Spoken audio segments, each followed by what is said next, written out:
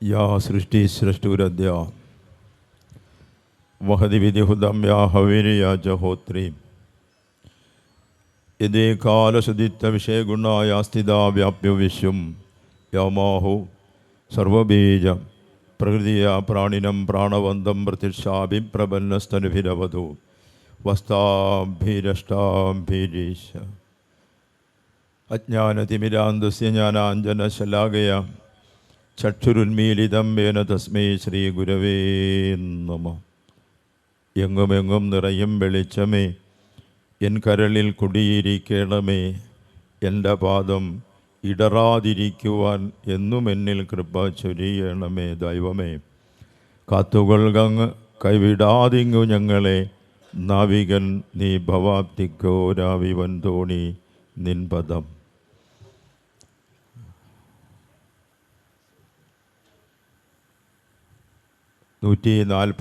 Number Cherukole പുത്തങ്കോട്ടയ്ക്കൽ ശാഖയുടെ ഒന്നാമത് ശ്രീനാരായണ കൺവെൻഷനും 25ാമത് ഗുരുദേവ പ്രതിഷ്ഠാ വാർഷികവുമായി നടക്കുന്ന ഈ സമ്മേളനത്തിലേക്ക് ക്ഷണിച്ചതിന് നന്ദി പറയുന്നു. ഈ സംഗമത്തിൻ്റെ അധ്യക്ഷത വഹിച്ച Shrimati Pushpa Sasikumar, union joint convener, സ്വാഗത ഭാഷണം നടത്തിയ ശാഖായോഗം ചെയർമാൻ PB സൂരജ്, കൃതജ്ഞത പറയുന്ന ശ്രീ രഘുനാഥൻ, പ്രിയപ്പെട്ട PS വിജയൻ ചേട്ടൻ, യോഗം assistant secretary, union convener Anil P Sreerangam, വനിതാ സംഘം, യൂണിയൻ ഭാരവാഹികൾ, ശാഖാ ഭാരവാഹികൾ, സമീപ ശാഖകളിൽ നിന്നെത്തിയ സുമനസ്സുകളായ സഹൃദയരായ സഹോദരങ്ങൾ, പുത്തങ്കോട്ടയ്ക്കകത്തെ കൺവെൻഷൻ്റെ ഒന്നാം പ്രഭാഷണമാണ് അല്ലേ? മന്ത്രി സജി ചെറിയാനെയൊക്കെ വളരെ നേരത്തെ അറിയാം. ഇതൊക്കെ അറിയാമെന്ന് പറഞ്ഞുകൊണ്ടിരുന്നിട്ട് ഒരു കാര്യമില്ല, അതുകൊണ്ട് പറയാറുമില്ല. സജി ചെറിയാൻ തന്നെ പറഞ്ഞതുകൊണ്ട് ആവർത്തിച്ചെന്നുള്ളതേ ഉള്ളൂ. അപ്പോൾ അതിലെല്ലാം പ്രധാനമായിട്ട് എൻ്റെ ഇന്നത്തെ വിശിഷ്ടാതിഥി പ്രിയപ്പെട്ട PS വിജയൻ ചേട്ടനാണ്. 10-30 വർഷത്തോളമായി ഞങ്ങൾ തമ്മിൽ അടുത്ത പരിചയമാണ്. ശാരീരികമായ കുറേ ബുദ്ധിമുട്ടുകളൊക്കെ ഉള്ളതുകൊണ്ട് ഭാരവാഹിത്വത്തിൽ നിന്നൊക്കെ അല്പം ഒന്ന് റെസ്റ്റ് എടുത്തുകൊണ്ടിരിക്കുകയാണ്. നോട്ടീസിൽ എവിടെയോ എൻ്റെ പേര് കണ്ടപ്പം എന്നെ മെനഞ്ഞാന്നേ വിളിച്ച് ഉറപ്പായിട്ട് ഞാൻ വരും, തമ്മിൽ കണ്ടേ പോകുമെന്നും പറഞ്ഞു വന്നതാണ്. അദ്ദേഹത്തിൻ്റെ ആയുരാരോഗ്യത്തിന് വേണ്ടി നമുക്ക് പ്രാർത്ഥിക്കാം. വൈതരണികൾ യോഗം നേരിട്ട സന്ദർഭങ്ങളിലെല്ലാം ജനറൽ സെക്രട്ടറിയുടെ ശരിയായ അസിസ്റ്റൻറ്റ് സെക്രട്ടറി PS വിജയൻ ചേട്ടനാണ്. ഗുരുപദം TV-യിലൂടെ എൻ്റെ ഈ പ്രഭാഷണം അമ്പിളിയും മനീഷും അപ്ലോഡ് ചെയ്ത് വിടുന്നത് ലോകമൊട്ടാകെ കണ്ടുകൊണ്ടിരിക്കുക. ലോകമൊട്ടാകെ എല്ലാവരും എവിടെ ചെന്നാലും, ഡൽഹിയിൽ കൽക്കാജിയിൽ പോയി, ദിൽഷാദ് നഗറിൽ പോയി, കുവൈറ്റിലും പോയി, കുവൈറ്റിൽ നമ്പർ കൊടുത്ത തന്നെ അനീഷാണ്, ദുബൈയിൽ പോയി, ന്യൂയോർക്കിൽ, അമേരിക്കയിലെ ന്യൂയോർക്കിൽ തുടങ്ങി എവിടെല്ലാം ഗുരുദേവ പ്രഭാഷണത്തിൽ ചെല്ലുന്നോ അവർക്കെല്ലാം പറയാൻ ഒറ്റ വർത്താനേ ഉള്ളൂ, ഗുരുപദം മുഴുവൻ ഞങ്ങൾ ദിവസവും കണ്ടുകൊണ്ടിരിക്കുക. ചില വീട്ടമ്മമാർ പറയുന്ന അടുക്കള പണി ചെയ്യുമ്പോൾ രാവിലെ ഇത് ഓൺ ചെയ്ത് പാതാമ്പുറത്ത് വെച്ചിട്ടാണ് പണി തുടങ്ങുന്നതെന്ന്. അതുകൊണ്ട് നിങ്ങൾ ഒരു തരത്തിൽ നമ്മൾ ഭാഗ്യവാന്മാരും ഭാഗ്യവതികളുമാണ്. ഈ കൺവെൻഷൻ കംപ്ലീറ്റ് ലോകം മുഴുവൻ കാണും, ഒരു സംശയമോ കാര്യത്തിൽ വേണ്ട. ഞാൻ അനുഭവിച്ചുകൊണ്ടിരിക്കുകയാണ്. എവിടെ ചെന്നാലും ഇതാ പറയുന്നത്, ഗുരുപദത്തിൽ കണ്ടു, ഗുരുപദത്തിൽ കണ്ടു, അതിങ്ങനെ കണ്ടുകൊണ്ടേയിരിക്കുകയാണ്. അതുകൊണ്ട് നമ്മളെല്ലാവരും കാണും. അത് കഴിഞ്ഞ് ലാസ്റ്റിൽ നിങ്ങളെയും കാണിക്കും, നിങ്ങളെ ലോകം മുഴുവൻ കാണും. എന്തെന്നറിയാമോ, കുറേ കഴിഞ്ഞിട്ടേ പ്രഭാഷണം കുറേ കഴിയുമ്പോഴത്തേക്ക് അനീഷ് ഈ ക്യാമറ ഒന്ന് തിരിക്കും. അപ്പോൾ നിങ്ങളെല്ലാം സ്ക്രീനിൽ വരും, ഉറപ്പാണ്. പിന്നെ അനിലിനെ സംബന്ധിച്ചിടത്തോളം ഞാൻ ഇപ്പോൾ വിളിക്കുന്നത് എന്താ മാൻ ഓഫ് കൺവെൻഷൻസ് എന്നാണ്. അതാണ് കൺവെൻഷൻ നടത്തുക എന്നുള്ളതാണ്. ചെങ്ങന്നൂർ യൂണിയനിലെ 56 ശാഖയിലും എല്ലാ ശാഖയിലും കൺവെൻഷൻ ചെയ്യാൻ പോയി. ആദ്യമൊക്കെ ഇത് വെക്കുമ്പോൾ ഭയപ്പാടുണ്ടായിരുന്നു, എങ്ങനെയാകും, വിജയിക്കുമോ എന്നൊക്കെ. ഒരു സംശയവുമില്ല. അനിലിനെ സംബന്ധിച്ചിടത്തോളം ഗുരുദേവനിൽ അങ്ങ് സമർപ്പിച്ച് അങ്ങ് ഇറങ്ങുകയാണ്. ഒരു കൺവെൻഷനും ഇതുവരെ പരാജയപ്പെട്ടതേ ഇല്ല. ആ മുളക്കുടയ്ക്ക് അപ്പുറത്ത് ഒരു ശാഖയിലെ കൺവെൻഷൻ ചെയ്യാൻ പോയപ്പം 11 മണിക്കായിരുന്നു എൻ്റെ പ്രഭാഷണം. അവിടെ ചെന്നപ്പോൾ ആൾ തീരെ കുറവ്, ചെറിയൊരു ശാഖ, വണ്ടി പോലും ചെല്ലാൻ പ്രയാസമുള്ള സ്ഥലം. ഞാൻ വിചാരിച്ചു ഇവിടെ എങ്ങനെയായി തീരും, മിക്കവാറും ഇവരെ പോക്കറ്റ് കീറുമെന്ന് ഞാൻ വിചാരിച്ചു. അവസാനം കൺവെൻഷൻ കഴിഞ്ഞപ്പോൾ അപ്പം തന്നെ പടക്കം പൊട്ടാൻ 2,50,000 രൂപ ബാക്കിയുണ്ടായിരുന്നു. അതുകൊണ്ട് ഞാൻ ഇപ്പോൾ പേര് വിളിക്കുന്നത് എങ്ങനെയാണ്? Man of conventions. ഒരുപാട് കൺവെൻഷനുകൾ, വിവിധ വിഷയങ്ങൾ, ഏതൊക്കെയോ വേദിയിൽ പ്രസംഗിച്ച വിവിധ വിഷയങ്ങളെല്ലാം കൊണ്ടുവന്ന് അനീഷും അമ്പിളിയും റെക്കോർഡ് ചെയ്ത് അതെല്ലാം എഡിറ്റ് ചെയ്ത് വേണ്ട രീതിയിൽ ലോകത്തിൻ്റെ മുമ്പിൽ എത്തിച്ചു കഴിഞ്ഞു. ഇത് ഒരു പ്രഭാഷണം നടത്തി കഴിഞ്ഞാൽ 1,00,000 പ്രഭാഷണം നടത്തി ഗുണം ചെയ്യുന്നുണ്ട് ഗുരുപദം ടി വിയിലൂടെ. അനീഷ് ആദ്യം അനീഷ് അമ്പിളിയും കൂടെ ആദ്യം വരുമ്പം തന്നെ 10,000 സബ്സ്ക്രൈബേഴ്സ് തികഞ്ഞതിന് ഒരു എപ്പിസോഡ് ചെയ്യാനായിട്ട് വന്ന് ഞാൻ ഇവിടെ അടുത്ത ആ വിഷയമാണ് നമ്മൾ എവിടെയാണ് കുട്ടമ്പേരൂർ സംസാരിച്ചത്. അന്ന് വന്നപ്പോൾ അനീഷിന് കൊടുത്ത വിഷയം ഇതാണ്: ഗുരു എന്തല്ല. എന്താണെന്ന് പരിചയപ്പെടുത്തണമെങ്കിൽ ജന്മം കൊണ്ട് പറ്റില്ല. അതുകൊണ്ട് എന്തല്ല എന്ന് പറയാൻ അതാണ് ആദ്യം കൊടുത്തത്. അത് ക്ലിക്കായി അതിനോടൊപ്പം തന്നെ പോയ എല്ലാ വിഷയങ്ങളും ലോകം അറിഞ്ഞുകൊണ്ടിരിക്കുന്നു. അതുകൊണ്ട് ഇതൊരു സവിശേഷമായ വിഷയമാണ് മഹാഗുരുവിൻ്റെ മായാലീലകൾ. ഞാൻ ഗുരുദേവ കൃതികളെ അധികരിച്ച് സബ്ജക്റ്റ് കൊടുക്കാറില്ല. അഥവാ കൊടുക്കുന്നെങ്കിൽ പഠിതാക്കളുടെ മുമ്പിൽ, കോളേജ് വിദ്യാർത്ഥികളുടെ മുമ്പിൽ, സന്യാസം പഠിക്കുന്ന അവരുടെയൊക്കെ മുന്നിൽ മാത്രമേ ഗ്രന്ഥങ്ങളെ എടുത്തിട്ട് അവലോകനം ചെയ്യാറുള്ളൂ. കാരണം ഗ്രന്ഥങ്ങളെ അവലോകനം ചെയ്യുമ്പോൾ അത് വലിയ വേദാന്തമായി തീരും. ഈ വേദാന്തം സാധാരണ ജനങ്ങൾക്ക് പെട്ടെന്ന് മനസ്സിലാവത്തില്ല. അതാണ് പ്രത്യേകിച്ചും ഗുരുദേവൻ്റെ ദർശനങ്ങൾ, അതിലെ വേദാന്ത ഭാഗങ്ങൾ പറഞ്ഞു ഫലിപ്പിക്കാൻ വളരെ പ്രയാസമാണ്. അതുകൊണ്ട് അതിനായിരിക്കുന്ന ഒരു സദസ്സിനോട്, അല്ലെങ്കിൽ അങ്ങനെയുള്ള പഠിതാക്കളും അങ്ങനെയുള്ളവർ സാധാരണ ധാരാളം സദസ്സിൽ വരാറുണ്ട്. പക്ഷേ എല്ലാവരും അങ്ങനെയല്ല, സാധാരണക്കാരാണ് അധികം വരുന്നത്.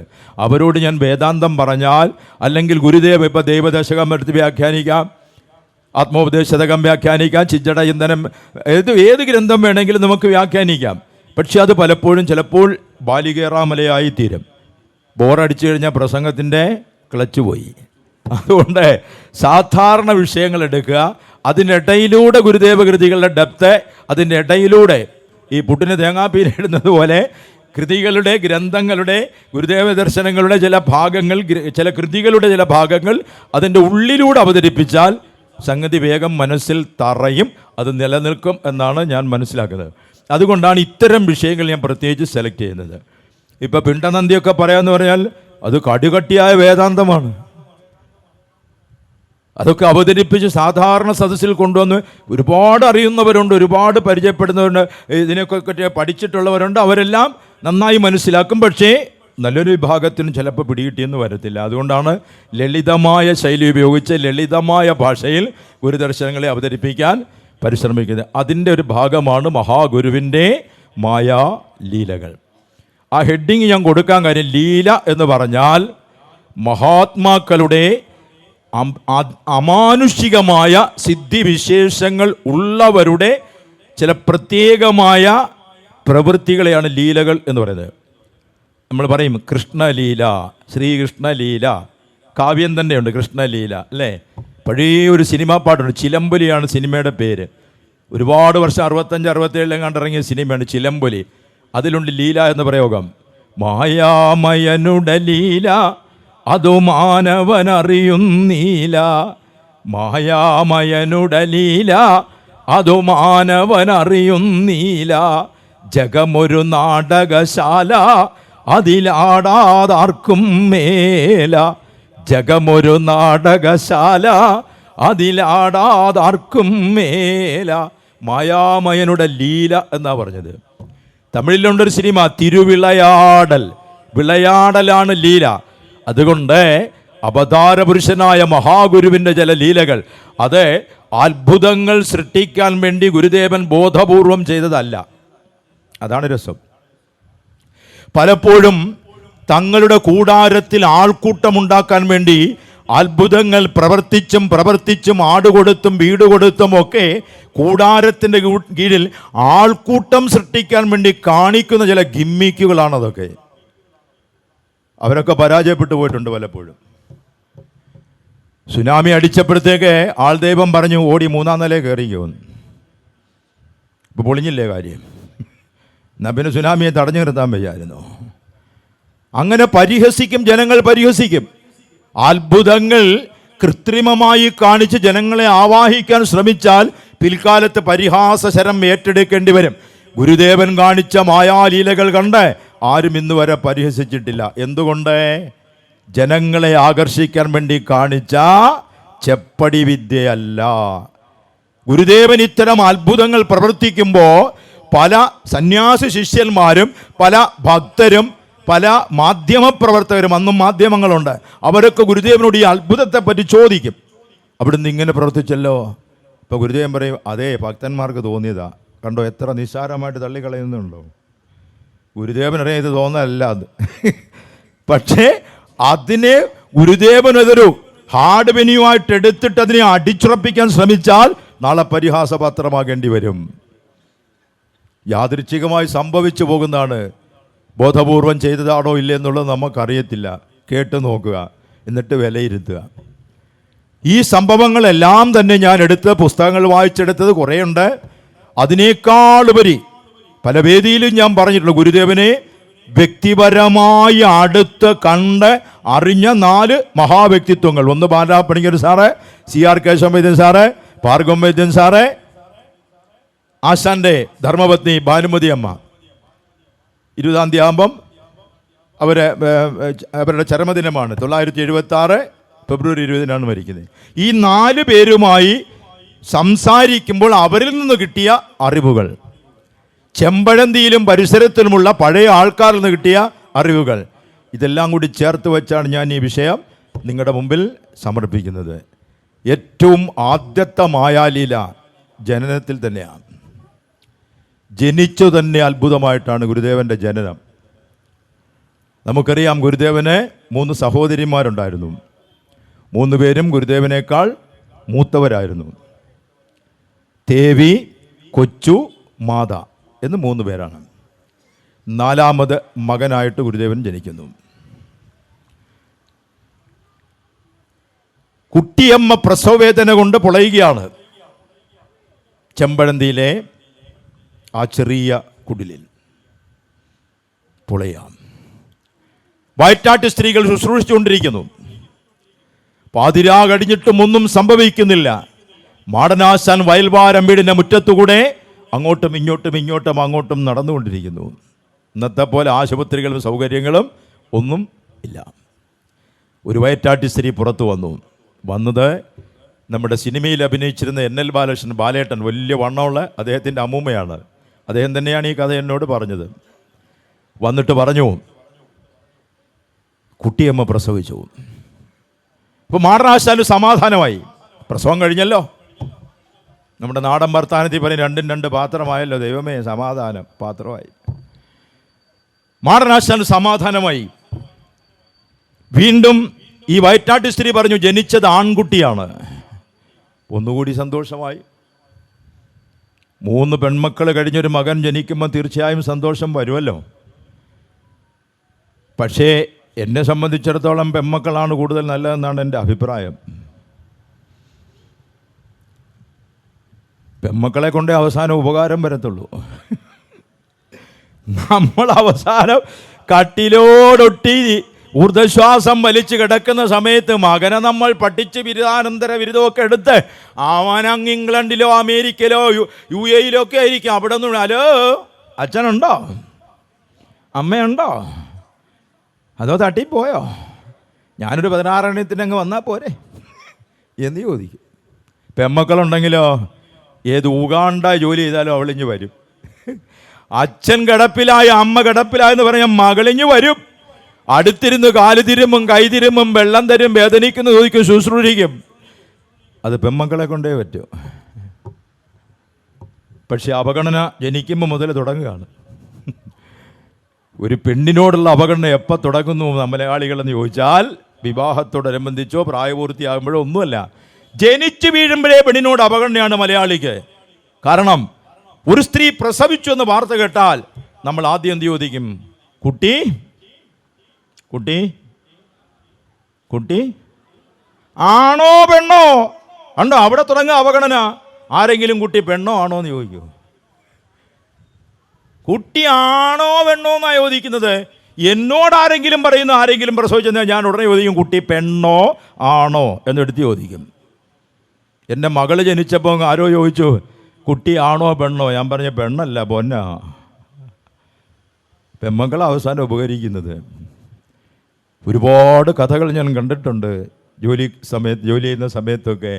പാലിയേറ്റീവ് കെയറിന് ക്ലാസ് എടുക്കാനും ശുശ്രൂഷിക്കാനും പോകുമ്പോൾ പല വീടുകളിൽ ഞാൻ കണ്ടിട്ടുണ്ട്.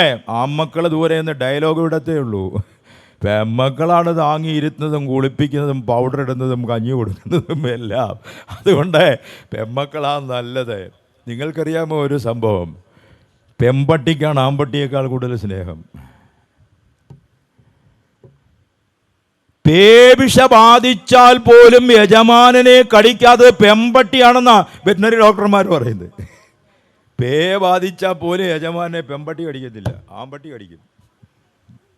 അല്ലോ, ആ വർഗത്തിനാണ് സ്നേഹമുള്ളത്. പോട്ടെ, 3 പെമ്മക്കൾ കടിച്ച് 4ാമതൊരു മകൻ ജനിച്ചു എന്ന് കേട്ടപ്പോൾ മാടനാശാന്റെ സന്തോഷം ശതഗുണീഭവിച്ചു. എൻ്റെ കുഞ്ഞിനെ എനിക്കൊന്ന് കാണണം.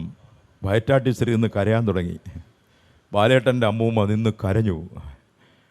എന്തിനാ കരയുന്നത്? അവർ പറഞ്ഞു, ക്ഷമിക്കണം, ജനിച്ച കുട്ടി ചാപിള്ളയാണ്, മരിച്ച കുട്ടിയാണ്, ജീവനില്ല.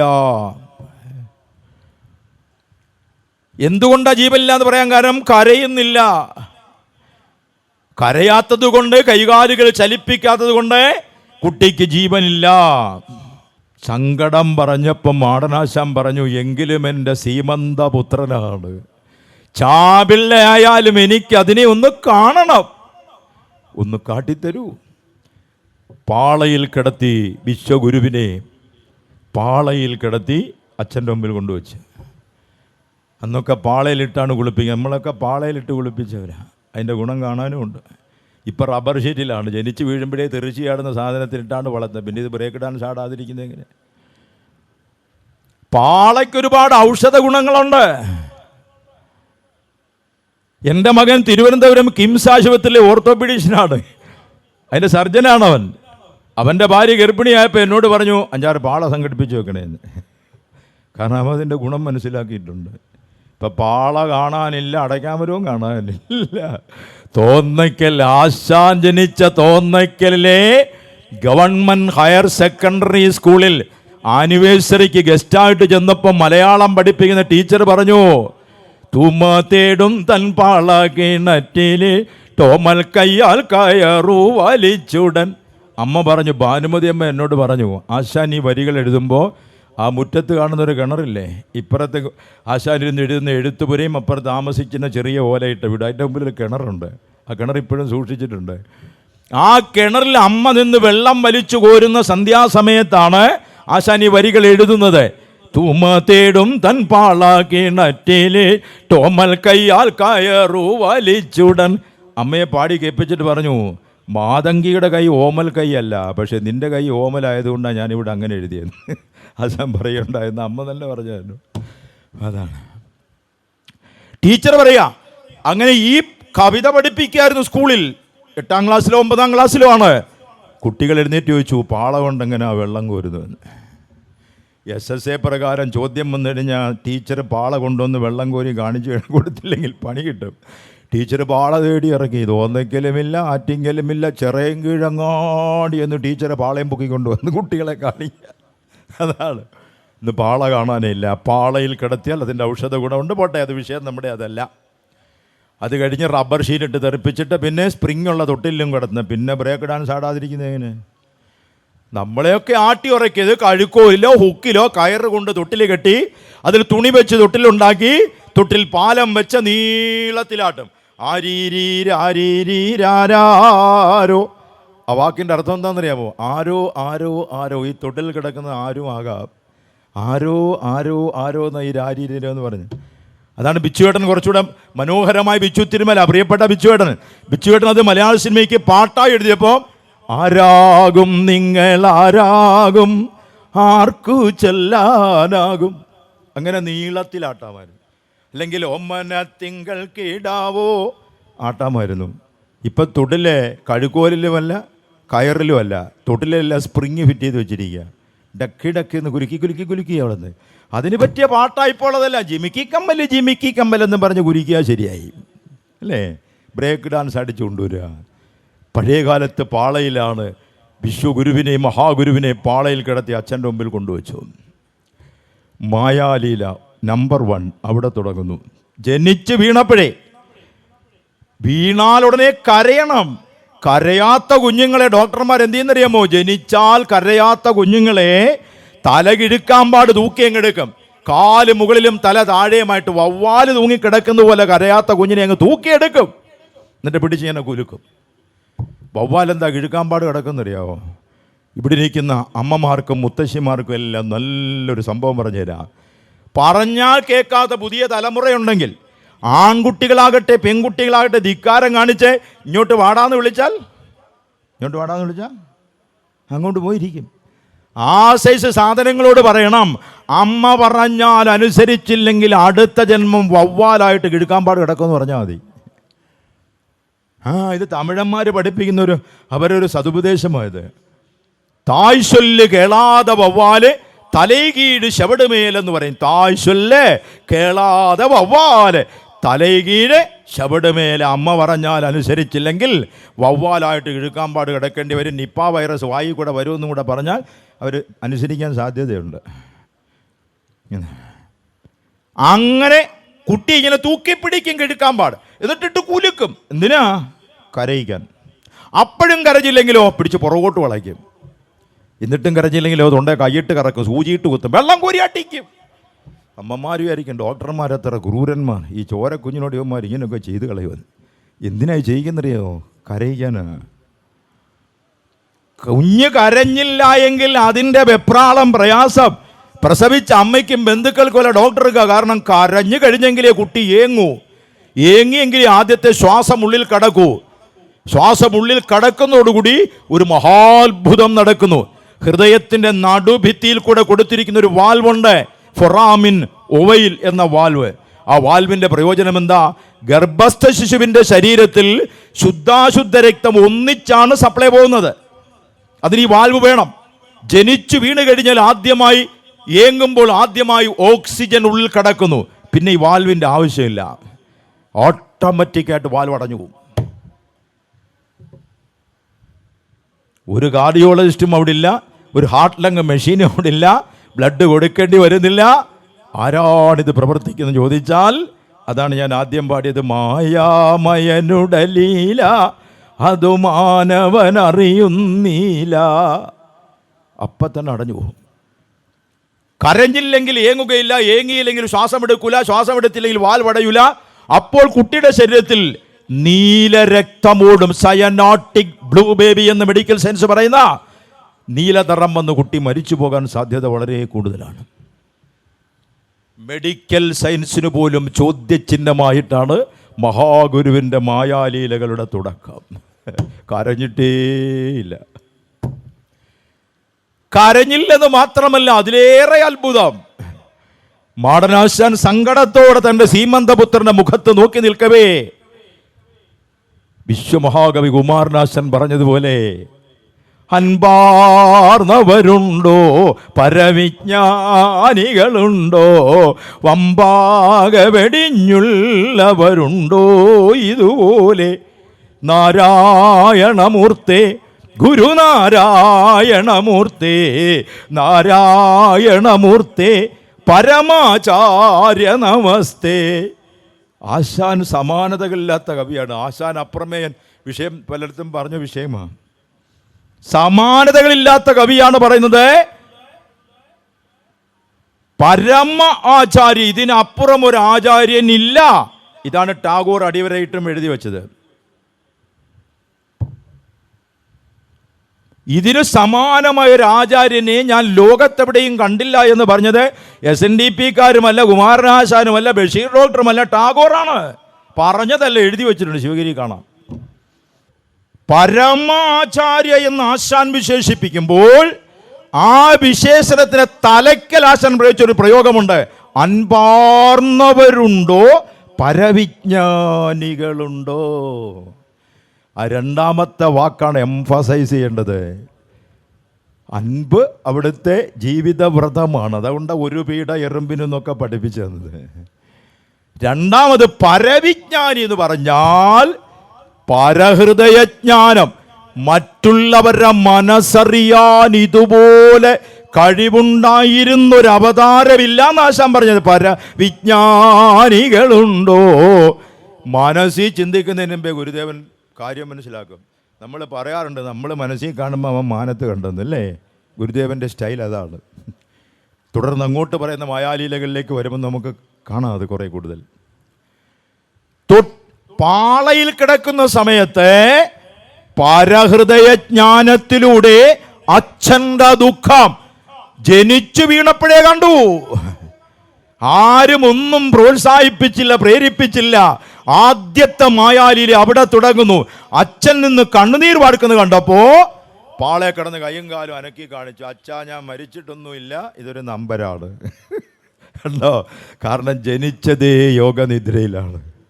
അതാണ് കാരണം ജന്മനാ സന്യാസി, ബോൺ സൈന്റ് ആണ്.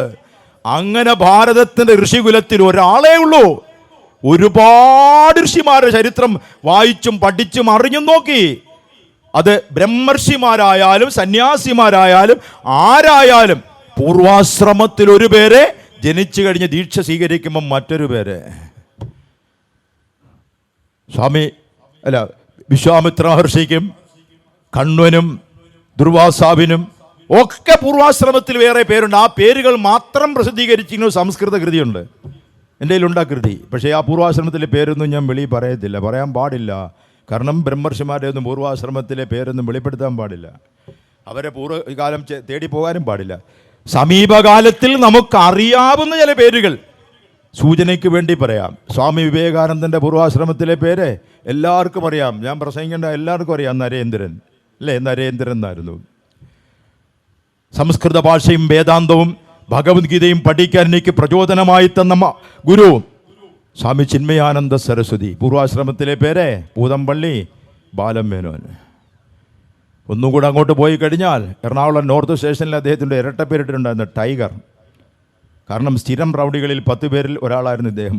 എറണാകുളത്തെ ബ്ലിറ്റ്സ് പത്രത്തിൻ്റെ ഒക്കെ ലേഖനായി പോകുന്നതിന് മുമ്പേ ഇദ്ദേഹത്തെ പോലീസ് പിടികിട്ടാപ്പള്ളിയുടെ പേരിൽ ടൈഗർ എന്ന് എഴുതിയിട്ടുണ്ട്. പൂതമ്പള്ളി ബാലമേനോൻ ബ്രാക്കറ്റിൽ ടൈഗർ. ഇത് ആധികാരികമായി രേഖപ്പെടുത്തുന്ന മിന്നൽ പരമേശ്വരൻ എന്ന പോലീസ് ഉദ്യോഗസ്ഥൻ്റെ അദ്ദേഹത്തിൻ്റെ പോലീസ് ഡയറി, ഒരു പോലീസ് ഡയറിയാണ് അദ്ദേഹത്തിൻ്റെ മിന്നൽ കഥകൾ. അത് പ്രസിദ്ധീകരിച്ച് പൂജപ്പര വെച്ചാണ് എൻ്റെ കോപ്പി വാങ്ങിച്ചത് ഞാനാണ്. ആ പുസ്തകത്തിൽ പറഞ്ഞിട്ടുണ്ട് ടൈഗറിനെ പറ്റി. അദ്ദേഹം നോർത്ത് പോലീസ് സ്റ്റേഷനിൽ ചാർജ് എടുത്തപ്പോൾ പിടികിട്ടാപ്പുള്ളികളുടെ എല്ലാം പേര്, റൗഡികളെല്ലാം പേരെഴുതിയിട്ടുണ്ട്. അതിലെ 9 പേരുടെ ഹിസ്റ്ററി എല്ലാം എഴുതിയിട്ടുണ്ട്. ഒരാളെ പറ്റി പേര് മാത്രം എഴുതിയിട്ടുണ്ട്, ആളെ കിട്ടിയിട്ടില്ല. ആള് നാട് വിട്ട് പഞ്ചാബിലും ഹിമാലയത്തിലും ഒക്കെ അങ്ങ് പോയി. ആ റൗഡിയുടെ പേരാണ് പൂതമ്പള്ളി ബാലമേനോൻ ബ്രാക്കറ്റിൽ ടൈഗർ. എന്തിനാ ഈ ടൈഗർ എന്ന് വിളിക്കുന്നറിയാം? മഹാരാജാസ് കോളേജിൽ പഠിക്കുന്ന സമയത്ത് സ്ഥിരം അടി ഉണ്ടാക്കുന്നതെന്ന് പുള്ളിയുടെ ജോലി. ആരുമായിട്ട് അടി ഉണ്ടാക്കിയാലും അവനെല്ലാം അടിച്ച് തകർത്തിട്ട് വരത്തേ ഉള്ളൂ. അതുകൊണ്ട് കൊടുത്തിരുന്ന പേരാണ് ടൈഗർ. അദ്ദേഹമാണ് ഹിമാലയത്തിൽ പോയി സന്യാസിമാരെ സ്വാതന്ത്ര്യ സമരത്തിൽ ക്ഷണിക്കാൻ പോയി അവസാനം അവിടെ അങ്ങ് കൂടി. അങ്ങനെയാണ് സ്വാമി ചിന്മയാനന്ദജിയായിട്ട് ഇറങ്ങി വരുന്നത്. തപോവന സ്വാമിയെ കണ്ടതും ദീക്ഷ സ്വീകരിച്ചതും കഥകൾ ധാരാളം. അങ്ങനെയാണ് ഇറങ്ങി വരുന്നത്. അവിടുത്തെ പൂർവാശ്രമത്തിലെ പേരിതാണ് പൂതമ്പള്ളി ബാലമേനോൻ. ചട്ടമ്പി സ്വാമി തിരുവടികൾ പൂർവാശ്രമത്തിലെ പേര് കുഞ്ഞമ്പിള്ള.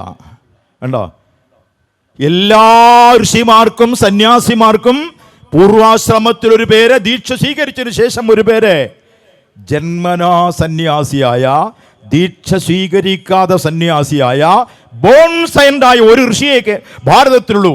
അത് ശ്രീനാരായണ ഗുരുദേവനാണ്. ജനിച്ചപ്പോഴും നാരായണൻ, സന്യാസി നടന്നപ്പോഴും, അവധൂതനായി നടന്നപ്പോഴും, തപസ് ചെയ്തപ്പോഴും, സമാധി ആയപ്പോഴും നാരായണൻ. നാരായണൻ ജന്മനാ സന്യാസി. സന്യാസിയാകണമെങ്കിൽ എന്ത് വേണം? വികാരങ്ങൾക്ക് അടിമപ്പെടരുത്. ഇന്ന് കാണുന്ന കപടവേഷക്കാരെയൊക്കെ മനസ്സിലായല്ലോ. ഈ വേഷം ധരിച്ചു കഴിഞ്ഞാൽ എന്തും കാണിക്കാൻ കൊള്ളാവുന്നതാണ്. അത് സന്യാസി വേഷം മാത്രമല്ല, ഏത് പൗരോഹിത്യ വേഷം, അത് എല്ലാ വകുപ്പിലും ഉണ്ട്. മുസ്ലിയാരായാലും കൊള്ളാം, ബിഷപ്പായാലും കൊള്ളാം. വേഷം കെട്ടിക്കഴിഞ്ഞാൽ കുളരാടി കാണിക്കാനുള്ള ലൈസൻസ് കിട്ടും. പോട്ടെ, വിഷയത്തിലേക്ക് ഞാൻ കൂടുതൽ കൊണ്ടുപോകുന്നില്ല, തിരിച്ചു വരട്ടെ. അതുകൊണ്ടാണ് സിലോണിലോട്ട് പോകാൻ നേരം ഗുരുദേവന് ഒരു സന്യാസി ശിഷ്യൻ കാഷായ വസ്ത്രം കൊടുത്തു. എന്തിനാ ഇതെന്ന് ചോദിച്ചപ്പോൾ സിലോണിലേക്ക് പോകുമ്പോൾ തനിക്ക് ഗുരുദേവൻ ഒരിക്കൽ മാത്രമേ കാഷായ വസ്ത്രം ധരിച്ചിട്ടുള്ളൂ, ഒരു തവണ ഈ സിലോണിൽ പോയപ്പോൾ. കാഷായ വസ്ത്രം കയ്യിൽ കൊടുത്തപ്പോൾ ഗുരുദേവൻ അടുത്തൊന്ന് സൂക്ഷ്മമായി നോക്കിയിട്ട് ഒരു പുഞ്ചിരിയോടുകൂടി പറഞ്ഞു, നല്ലതാണ്, അഴുക്ക് പറ്റിയാൽ അറിയില്ല. ഇപ്പോൾ കേട്ട് നിന്നൊരു വിചാരിച്ചു ഇത് ഉടുത്തുകൊണ്ട് നടക്കുമ്പോൾ അഴുക്ക് പറ്റിയാൽ അറിയത്തില്ലെന്നാ പറഞ്ഞെന്ന് വിചാരിച്ചത് അല്ല. അവൻ്റെ ആത്മാവിൽ കാണിക്കുന്ന അഴുക്കുകൾ പുറത്തറിയാതെ മറച്ചു വെക്കാൻ പറ്റിയ വേഷമാണ് ഈ സന്യാസി വേഷം, ഈ കാഷായ വേഷമെന്ന് ഭംഗ്യന്തരേണ ഗുരുദേവൻ പറയുമായിരുന്നു. കാരണം സീതാദേവി അപഹരിക്കാൻ രാവണൻ വന്നത് ഏത് വേഷത്തിലാണെന്ന് ആലോചിച്ചാൽ മതി. നമ്മളാരും പറഞ്ഞതല്ല, വാത്മീകി പറഞ്ഞു തന്നതാ. സഹസ്രാബ്ദങ്ങൾക്കപ്പുറം വാത്മീകി പറഞ്ഞു തന്നു, പഞ്ചവടിയിൽ സീതയെ അപഹരിക്കാൻ രാവണൻ വന്നത് 10 തലയും 20 കൈയും കൊണ്ടല്ല. പിന്നെ എങ്ങനെയാ വന്നത്? അങ്ങനെ വന്നിരുന്നെങ്കിൽ സീത ലക്ഷ്മണ രേഖ മുറിച്ച് കടക്കത്തില്ലായിരുന്നു. ഇവൻ കള്ളനാന്ന് അപ്പോഴേ മനസ്സിലാക്കും. പേടിച്ച് രേഖയ്ക്ക് അപ്പുറം നിന്നാൽ കുഴപ്പമില്ല. ലക്ഷ്മണരേഖ ഉല്ലംഘിക്കുന്നതുകൊണ്ടാണ് ഈ പെൺകുട്ടികളെയൊക്കെ പീഡിപ്പിക്കപ്പെടുന്നതും. 6 മാസം 3 കൊല്ലമൊക്കെ 16 വയസ്സുകാരി പീഡിപ്പിച്ചതൊക്കെ ലക്ഷ്മണരേഖ ഉല്ലംഘിച്ചത് കൊണ്ടാണ്. അതിർവരമ്പുകളെല്ലാം തട്ടി തകർത്ത് കളഞ്ഞു. പോട്ടെ, കഥകൾ പറഞ്ഞാൽ ഒരുപാട് നീണ്ടുപോകും. കഴിഞ്ഞ ഒരു 2 ആഴ്ച കാലമായി വരുന്ന ക്രിമിനൽ കേസിലെ പ്രതികളെല്ലാം 16ഉം 17ഉം വയസ്സിന് താഴെയുള്ളവരാണ്. കൊലപാതകമായാലും ബലാത്സംഗമായാലും പീഡനക്കേസായാലും കത്തിക്കുത്ത്, സ്കൂൾ വാനിലെ കത്തിക്കുത്തായി. എന്തുകൊണ്ടാ കാര്യം? പ്രധാന കാര്യം ബ്രോക്കൺ ഫാമിലിയാണ്. ഈ കുഞ്ഞുങ്ങളുടെ എല്ലാം മാതാപിതാക്കൾ തമ്മിലുള്ള പ്രശ്നങ്ങളാണ്. ഇപ്പോൾ ആ വിഷയം ചർച്ച ചെയ്യേണ്ട വിഷയമല്ല, അതുകൊണ്ട് ഞാൻ പോകുന്നില്ല. ഓരോ ക്രൈമും കാണുമ്പോൾ, ഓരോ വാർത്തയും കാണുമ്പോൾ ആ നാടിൻ്റെ പേര് ടി വിയിലും പത്രത്തിലും കാണുമല്ലോ. അപ്പം തന്നെ ആ ജില്ലയിലെ പോലീസ് ഓഫീസറെ, പോലീസ് മേധാവിയെ ഞാൻ വിളിക്കും. കാരണം പോലീസ് ട്രെയിനിങ്ങിന് പോകുന്നത്, ക്ലാസ് എടുക്കാൻ പോകുന്നത് കൊണ്ട് അക്കാഡമിയും DGP മുതൽ എല്ലാവരുമായിട്ട് നല്ല ബന്ധമാണ്. ഇപ്പം മൂവാറ്റൂർ ഒരു സംഭവം നടന്നു, ഓട്ടം തന്നെ വിളിക്കും. എറണാകുളം SP വിളിക്കും. അപ്പോൾ അതാ ഇപ്പം മൂവാറ്റൂർ ഒരു ക്രിമിനൽ കേസ് ഉണ്ടായി, അപ്പം തന്നെ എറണാകുളം SP വിളിക്കും, സിറ്റി പോലീസ് കമ്മീഷണറെ വിളിക്കും. വിളിച്ചു കഴിഞ്ഞാൽ എനിക്ക് കറക്റ്റായിട്ട് ഇതിൻ്റെ ബാക്ക്ഗ്രൗണ്ട് കിട്ടും. അതുകൊണ്ട് ഈ സംഭവിച്ച മുഴുവൻ ക്രിമിനൽ കേസുകളിലെയും പോലീസ് ബാക്ക്ഗ്രൗണ്ട് ഞാൻ അന്വേഷിച്ചപ്പോൾ അതിൽ 99.25% ബ്രോക്കൺ ഫാമിലിയാണ്. മാതാപിതാക്കൾ പ്രശ്നമായതിൻ്റെ ഇടയ്ക്ക് വളർന്ന മക്കളാണ് ഈ ക്രിമിനൽ വാസനയിലേക്ക് പോയത്. കുടുംബം എങ്ങനെ ഭദ്രമാക്കാമെന്ന് ഗുരുദേവൻ പഠിപ്പിച്ചിട്ടുണ്ട്. അതിൻ്റെ ഒരു കൺവെൻഷനാകട്ടെ. ഇപ്പോൾ പറയാൻ പോയാൽ വിഷയത്തിൽ തെറ്റിപ്പോവാം. ഇത്തരത്തിൽ അധപ്പതിച്ചുകൊണ്ടിരിക്കുക നമ്മുടെ ലോകം. എങ്ങോട്ടാണ് പോകുന്നതെന്നറിയില്ല. സോ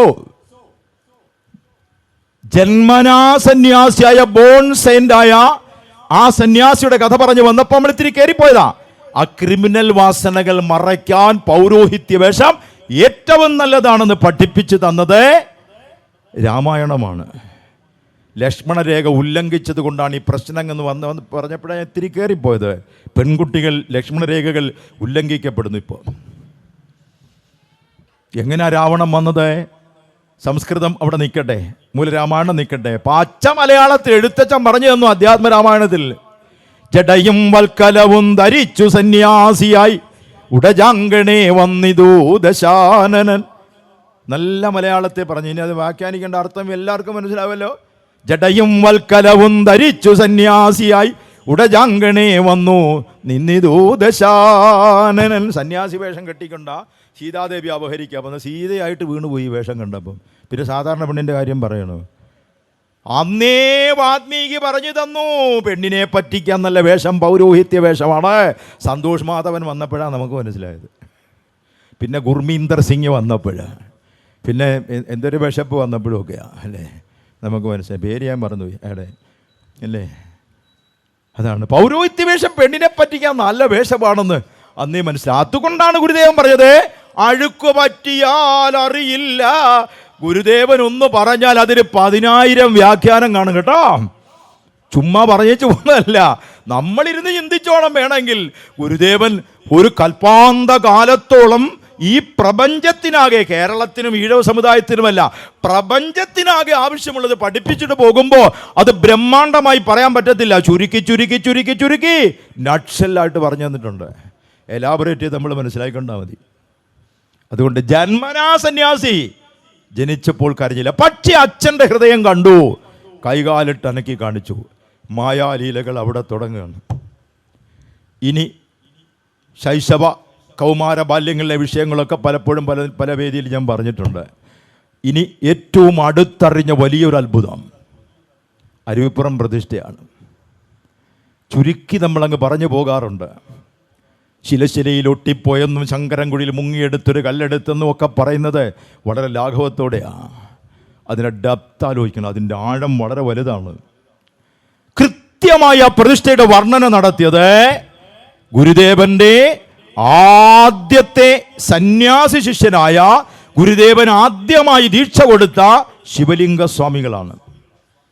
ശിവലിംഗ സ്വാമികൾ പറഞ്ഞിട്ടുണ്ട്, അത് രേഖപ്പെടുത്തിയ പുസ്തകമുണ്ട്. സംസ്കൃത ഭാഷ പഠിക്കാൻ ചിന്മയാനന്ദജി പറഞ്ഞതനുസരിച്ച് ഞാൻ പോയി കണ്ടെത്തിയ ബാലാപ്പണിക്കൊരു സാറ് ഗുരുദേവൻ്റെ ഗൃഹസ്ഥാശ്രമ ശിഷ്യൻ, അവിടുന്ന് നേരിട്ട് ഈ ശിവലിംഗ സ്വാമിയെ കണ്ടിട്ടുണ്ട്. ആരായിരുന്നു ഈ ശിവലിംഗ സ്വാമി? പഠിക്കേണ്ട ഒരുപാട് കാര്യങ്ങളുണ്ട്. ആ കാലഘട്ടത്തിൽ തീണ്ടലും തൊടിയിലും അടിയളന്ന് മനുഷ്യത്വം തീരുമാനിച്ചിരുന്ന ഒരു ഗതികെട്ട കാലഘട്ടത്തിൽ നെയ്യാറ്റിൻകരയിലെ ഏറ്റവും പ്രമുഖ നായർ തറവാടിലെ അംഗമായിരുന്നു അയ്യപ്പം പിള്ള. അയ്യപ്പം പിള്ളയെ വീട്ടിലും നാട്ടിലും വിളിച്ചത് കൊച്ചപ്പിപ്പിള്ള എന്ന റിക്കാർഡിക്കൽ പേരാണ് അയ്യപ്പം പിള്ള. കൊച്ചപ്പിപ്പിള്ള അരുവിപ്പുറം ഗുഹയിൽ തപസ്സിരുന്ന ഗുരുദേവനെ കണ്ടു. അതോടെ അയ്യപ്പം പിള്ള എന്ന കൊച്ചപ്പിപ്പിള്ള ഫ്ലാറ്റ് ഗുരുദേവൻ്റെ മുമ്പിൽ വീണുപോയി. വീണ് കഴിഞ്ഞപ്പോൾ സന്യാസം സ്വീകരിച്ചു. സന്യാസം സ്വീകരിച്ചപ്പോൾ ഗുരുദേവൻ സന്യാസ ദീക്ഷ കൊടുത്ത് അങ്ങനെയാണ് ശിവലിംഗ സ്വാമി ആയത്. പക്ഷേ ഗുരുദേവൻ വിളിച്ചിരുന്നത് കുഞ്ചു എന്നാണ്, ഓമന പേരിൽ കുഞ്ചു എന്ന് വിളിക്കുമായിരുന്നു. ഗുരുദേവൻ്റെ ഏറ്റവും ഇഷ്ടപ്പെട്ട ശിഷ്യനായിരുന്നു, ഒന്നാമത്തെ ശിഷ്യനാണ് കുഞ്ചു. ആ കുഞ്ചു രേഖപ്പെടുത്തിയ ചില അത്ഭുത സംഭവങ്ങളുണ്ട്. ഒന്ന്, നമ്മുടെ ഈഴവ സമുദായത്തിൽ ജനിച്ച ആളല്ല, ഏറ്റവും വലിയ നായർ സമുദായത്തെ തറവാട്ടിലെ അംഗമാണ്. അയ്യപ്പം പിള്ളയാണ്, കൊച്ചപ്പ പിള്ളയാണ്. അദ്ദേഹമാണ് ശിവലിംഗ സ്വാമിയായത്. അദ്ദേഹം പറയുന്നു, ശ്രീനാരായണ ഗുരുദേവൻ ഒരു സാധാരണ മനുഷ്യനല്ല.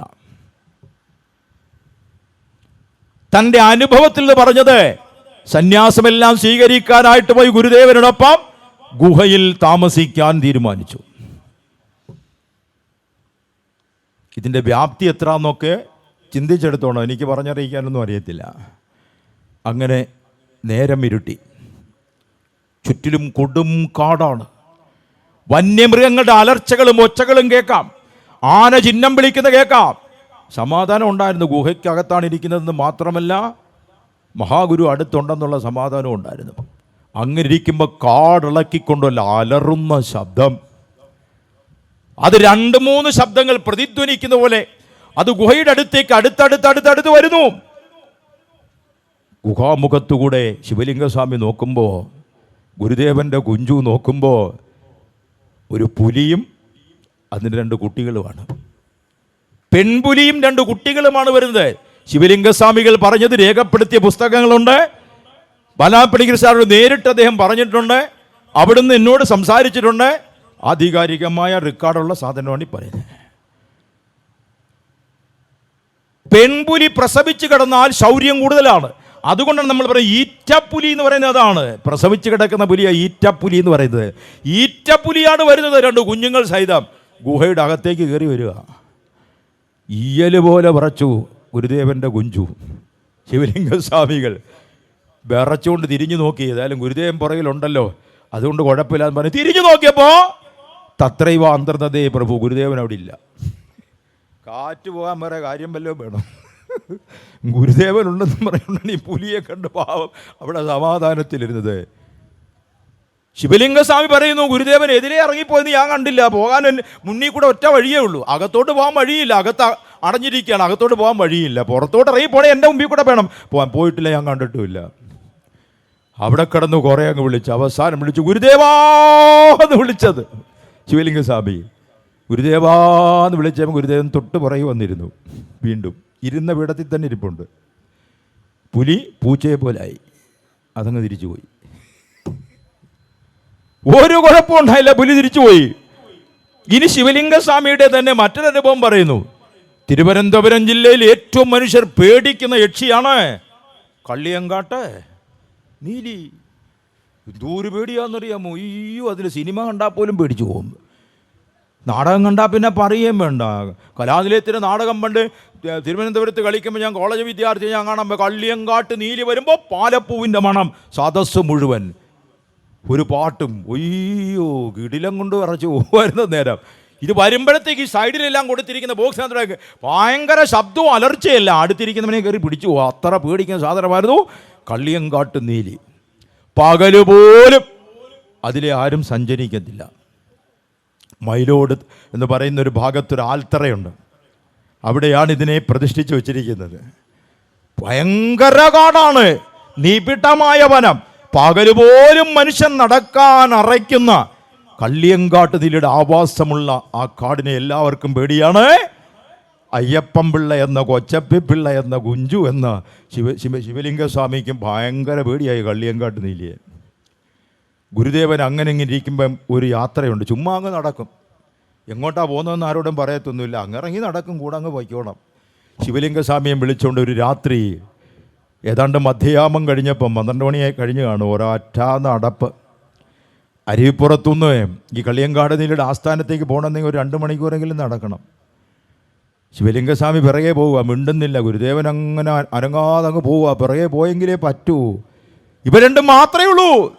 അവസാനം കള്ളിയങ്കാട് നീലിയുടെ സാന്നിധ്യം ഉണ്ടെന്ന് വിശ്വസിക്കപ്പെടുന്ന ഭയപ്പെടുന്ന ഭാഗത്ത് വന്നപ്പോൾ ശിവലിംഗസ്വാമി പറഞ്ഞു, ഗുരുദേവാ, കള്ളിയങ്കാട്ട് നീലി, എനിക്ക് മുന്നോട്ട് വരാൻ പേടിയാണ്, കൂടെ വരൂ, കൂടെ വരൂ.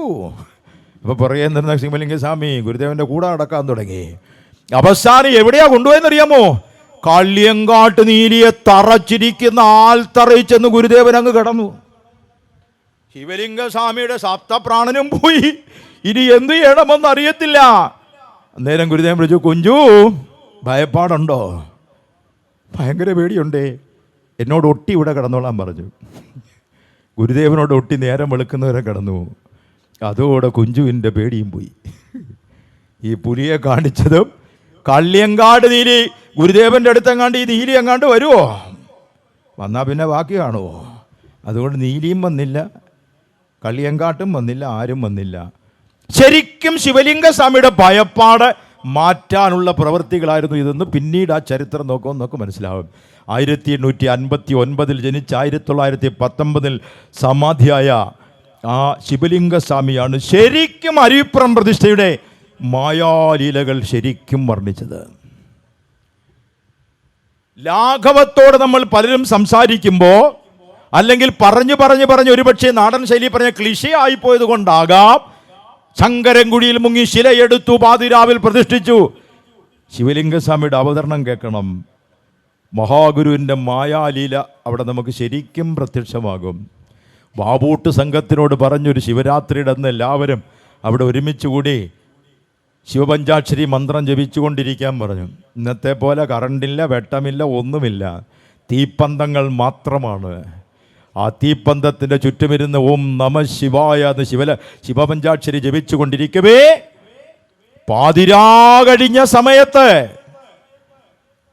പാതിരാ കഴിഞ്ഞിരിക്കുന്നു, ആ നട്ടപ്പാതിരായ്ക്ക് മനുഷ്യരെല്ലാം അങ്ങ് ദൂരെ കരയിലിരിക്കുമ്പോഴാണ് ഗുരുദേവൻ പതഞ്ഞൊഴുകുന്ന നെയ്യാറിൻ്റെ ശങ്കരൻകുടിയിലേക്ക് പോകുന്നത്. ഓർക്കണം, ശങ്കരൻകുടി എന്ന് നിസ്സാരമായി പറയുമ്പോൾ അന്ന് അടിയളക്കാൻ കഴിയാത്ത കയമാണ്. ഉരുൾപൊട്ടൽ നടന്ന് മണ്ണൊക്കെ ഒലിച്ചു കുറേയൊക്കെ നടന്നെങ്കിൽ ഇപ്പോഴും കയമാണ്. ആ കയത്തിൽ ശങ്കരൻകുടിയിൽ 4 യുവാക്കൾ പലപ്പോഴായി വീണ് മരിച്ചിട്ടുണ്ട്. ശങ്കരൻകുടിയിൽ ആരെങ്കിലും വീണുപോയാൽ പിന്നെ മൃതദേഹം താഴെ നെടുക്കല്ലാതെ വേറൊരു വഴിയില്ല. മഹാഗുരു അങ്ങോട്ടാ പോകുന്നെന്നുള്ളത് ഈ വാവൂട്ട് സംഘത്തിൽ ആർക്കും അറിയത്തില്ലായിരുന്നു. ആരും പ്രതീക്ഷിച്ചില്ല. എങ്ങോട്ടാ പോകുന്ന അറിയാൻ പറ്റത്തില്ല, ആരും ചോദിക്കാനും പറ്റത്തില്ല. എങ്ങോട്ടാ പോകുന്നതെന്ന് ആരും ചോദിക്കത്തുമില്ല, ചോദിച്ചാൽ കിട്ടും നല്ലതുപോലെ, അതുകൊണ്ട് ആരും ചോദിക്കത്തുമില്ല. നേരെ പോയത് ശങ്കരൻകുടി അടുത്തേക്കാണ്. വാവൂട്ട് സംഘത്തിൽ അവിടെ ഉണ്ടായിരുന്ന മുഴുവൻ ജനങ്ങളും സന്ത്രാസത്തിന് മുൾമുലയിലെ ചങ്കിടിപ്പോടെ കാത്തിരുന്നപ്പോ അടി കാണാത്ത കയമാകുന്ന ശങ്കരൻകുടിയിൽ 4 ചെറുപ്പക്കാർ വീണ് മരിച്ച കുടിയിൽ പാതിരാ കഴിഞ്ഞ സമയത്ത് വെട്ടവും വെളിച്ചവുമില്ലാത്ത ഗുരുദേവൻ ഒരൊറ്റ ചാട്ടമാണ്. അറിയുമോ, 3 മിനിറ്റ് നേരം ഓക്സിജൻ തടഞ്ഞാൽ മനുഷ്യന് പിന്നെ ജീവനില്ല. ഞാൻ വലിയ കേമി, ഇങ്ങനെ കയ്യൊക്കെ അകത്തി പോന്ന കണ്ടാത്തൊന്നും കക്ഷത്ത് തേങ്ങ എടുത്ത് വെച്ചിരിക്കുകയാണ്. ആ അഹങ്കാരി 3 മിനിറ്റ് 180 സെക്കൻഡ് നിനക്ക് പ്രാണവായു കിട്ടിയില്ലെങ്കിൽ ക്ലോസ്. അത്രേ ഉള്ളൂ നിന്റെ ആയുസ്. കണ്ണിൽ കാൺമതു കളിയായി മാറും, കാണാത്തതു നാം എങ്ങനെ അറിയും? ഒന്നു നിനയ്ക്കും മറ്റൊന്നാകും മന്നിതുമായ നാടകരംഗം. ഈശ്വര ചിന്ത ഇതൊന്നേ മനുജനു ശാശ്വതമീയുലകിൽ. 3 മിനിറ്റ് വെള്ളത്തിനടി മുങ്ങിയാൽ കെട്ടിത്തൂകുന്നവൻ 3 മിനിറ്റ് പിടിച്ചാൽ മതി. 180 സെക്കൻഡ് എണ്ണുന്നത് വരെ, 180 വരെ എണ്ണുമ്പോൾ കയറ് തൂങ്ങിക്കിടന്നാൽ ക്ലോസ്. പിന്നെ രക്ഷപ്പെടുത്താൻ പറ്റത്തില്ല. ആർത്തിട്ടാലും രക്ഷപ്പെടുത്താൻ പറ്റത്തില്ല. അതാണ് മനുഷ്യൻ. ഇവിടെ ഗുരുദേവൻ ശങ്കരൻകുഴിയിലേക്ക് ചാടിയിരിക്കുകയാണ്. 3 മിനിറ്റല്ല, 30 മിനിറ്റല്ല, മണിക്കൂറൊന്നായി. സാധാരണ മനുഷ്യരെ കൊണ്ട് കഴിയുമോ? നിലയ്ക്കാത്ത കയം, പാതിരാ സമയം, ഓക്സിജൻ മാസ്ക് ഇല്ല, ഒരു സിലിണ്ടർ ഇല്ല, മറ്റൊന്നുമില്ല. ഗുരുദേവനെ കാണുന്നില്ല. ശിവലിംഗസ്വാമി പറയുന്നു, കരയിലിരുന്ന ചില മനുഷ്യർ പൊട്ടിക്കരയാൻ തുടങ്ങി. ചെല്ല് നെഞ്ചത്തടിച്ച് മാറത്തടിച്ച് നിലവിളിച്ച ഏക ആശ്രയമായ, വഴി നടക്കാൻ ഗതിയില്ലാത്ത, ഉണ്ണാനും ഉടുക്കാനും വഴിയില്ലാത്ത, മൃഗങ്ങളായിപ്പോലും പരിഗണിക്കാത്ത ഒരു മനുഷ്യ സമൂഹത്തിന്റെ അത്താണി ആ പ്രകാശഗോപുരം കയത്തിൽ മുങ്ങിപ്പോയിരിക്കുന്നു. നെഞ്ചത്തടി, നിലവിളി, മാറത്തടിയും നേർച്ച നേരലും ആളുകൾ വലിയ ബഹളം. കുറെ ആൾക്കാർ എവിടെയോ പോയി വടം കൊണ്ടുവന്നു ശങ്കരൻകുടിയിൽ ഇട്ടിട്ട്. വടത്തിൽ ഞാൻ ഇറങ്ങി ഗുരുദേവനെ എടുത്തുകൊണ്ട് വരാൻ. അപ്പോഴാണ് 1 മണിക്കൂറോളം കഴിഞ്ഞു. എന്തുകൊണ്ടാ വെള്ളത്തിനടിയിൽ അത്രയും തരുന്നത്? ഹഠയോഗ ലക്ഷണമാണത്. അതാണ് മഹാഗുരുവിന്റെ മായാലീലകളിൽ ഒന്നാണത്. എന്താ സംഭവിച്ചെന്ന് ആർക്കും ചോദിക്കാൻ ധൈര്യമില്ല. പിൽക്കാലത്തും ആരും ചോദിച്ചിട്ടൊന്നുമില്ല. മണിക്കൂർ 1 കഴിഞ്ഞപ്പോൾ ഏകദേശം അവർ കണക്കൂട്ടിയത്. അന്ന് വാച്ചങ്ങളൊക്കെ ഒന്നുമില്ല. 1 മണിക്കൂർ കഴിയുമ്പോഴുണ്ട് ഗുരുദേവൻ ശങ്കരൻകുടിയിൽ നിന്ന് ഉയർന്നു വരുന്നു. ഉയർന്നു വരുമ്പോൾ ശിവലിംഗസ്വാമി പറയുന്നു, ഈ പ്രതിഷ്ഠിച്ച ആ ശില ഇടത് കൈ കൊണ്ട് നെഞ്ചത്തു ചേർത്ത് വലത് കൈ കൊണ്ട് താറാവ് നീന്തുന്നത് പോലെ മലർന്നു നീന്തി കരയിൽ കയറി. അപ്പോഴാണ് ജനങ്ങൾക്ക് ശ്വാസം നേരെ വീണത്. ആ ശില നെഞ്ചോട് വെച്ചു, കണ്ണുനീർ പ്രവാഹം കൊണ്ട് കഴുകി. എന്നിട്ട് ആ ശില കൊണ്ടുവന്നിട്ട് നേരെ മറ്റൊരു ശിലയിൽ അങ്ങ് വെക്കുകയാണ്. അഷ്ടബന്ധ കലശമില്ല, വജ്രപശയില്ല, ഒരു അഡ്ഹസീവ്സും പ്രയോഗിച്ചില്ല. അഡ്ഹസീവ് വെച്ചിട്ടല്ല ഒട്ടിച്ചിരിക്കുന്നത്. നൂറ്റാണ്ട് കഴിഞ്ഞിട്ട് ഇപ്പോഴും ആ വിഗ്രഹത്തിന് ഇളക്കമില്ല. ഏതെങ്കിലും ഒരു ക്ഷേത്രത്തിൻ്റെ പ്രതിഷ്ഠയിൽ ചെന്ന് ഡോക്ടർ MM ബഷീറിന് തൊടാൻ പറ്റുമോ? പറ്റത്തില്ല. തന്ത്രികൾക്കും ശാന്തിക്കാർക്കും മാത്രമേ അതിന് പറ്റുള്ളൂ. അത് ആചാരമാണ്. അത് നമുക്ക് ചോദ്യം ചെയ്യാനും പറ്റത്തില്ല. ജാതിഭേദം മതദ്വേഷം ഏതുമില്ലാതെ സർവരും സോദരത്വേന വാഴുന്ന മാതൃക ക്ഷേത്രമാണിതെന്നാന്ന് പറഞ്ഞ് സ്ഥാനമാണ്.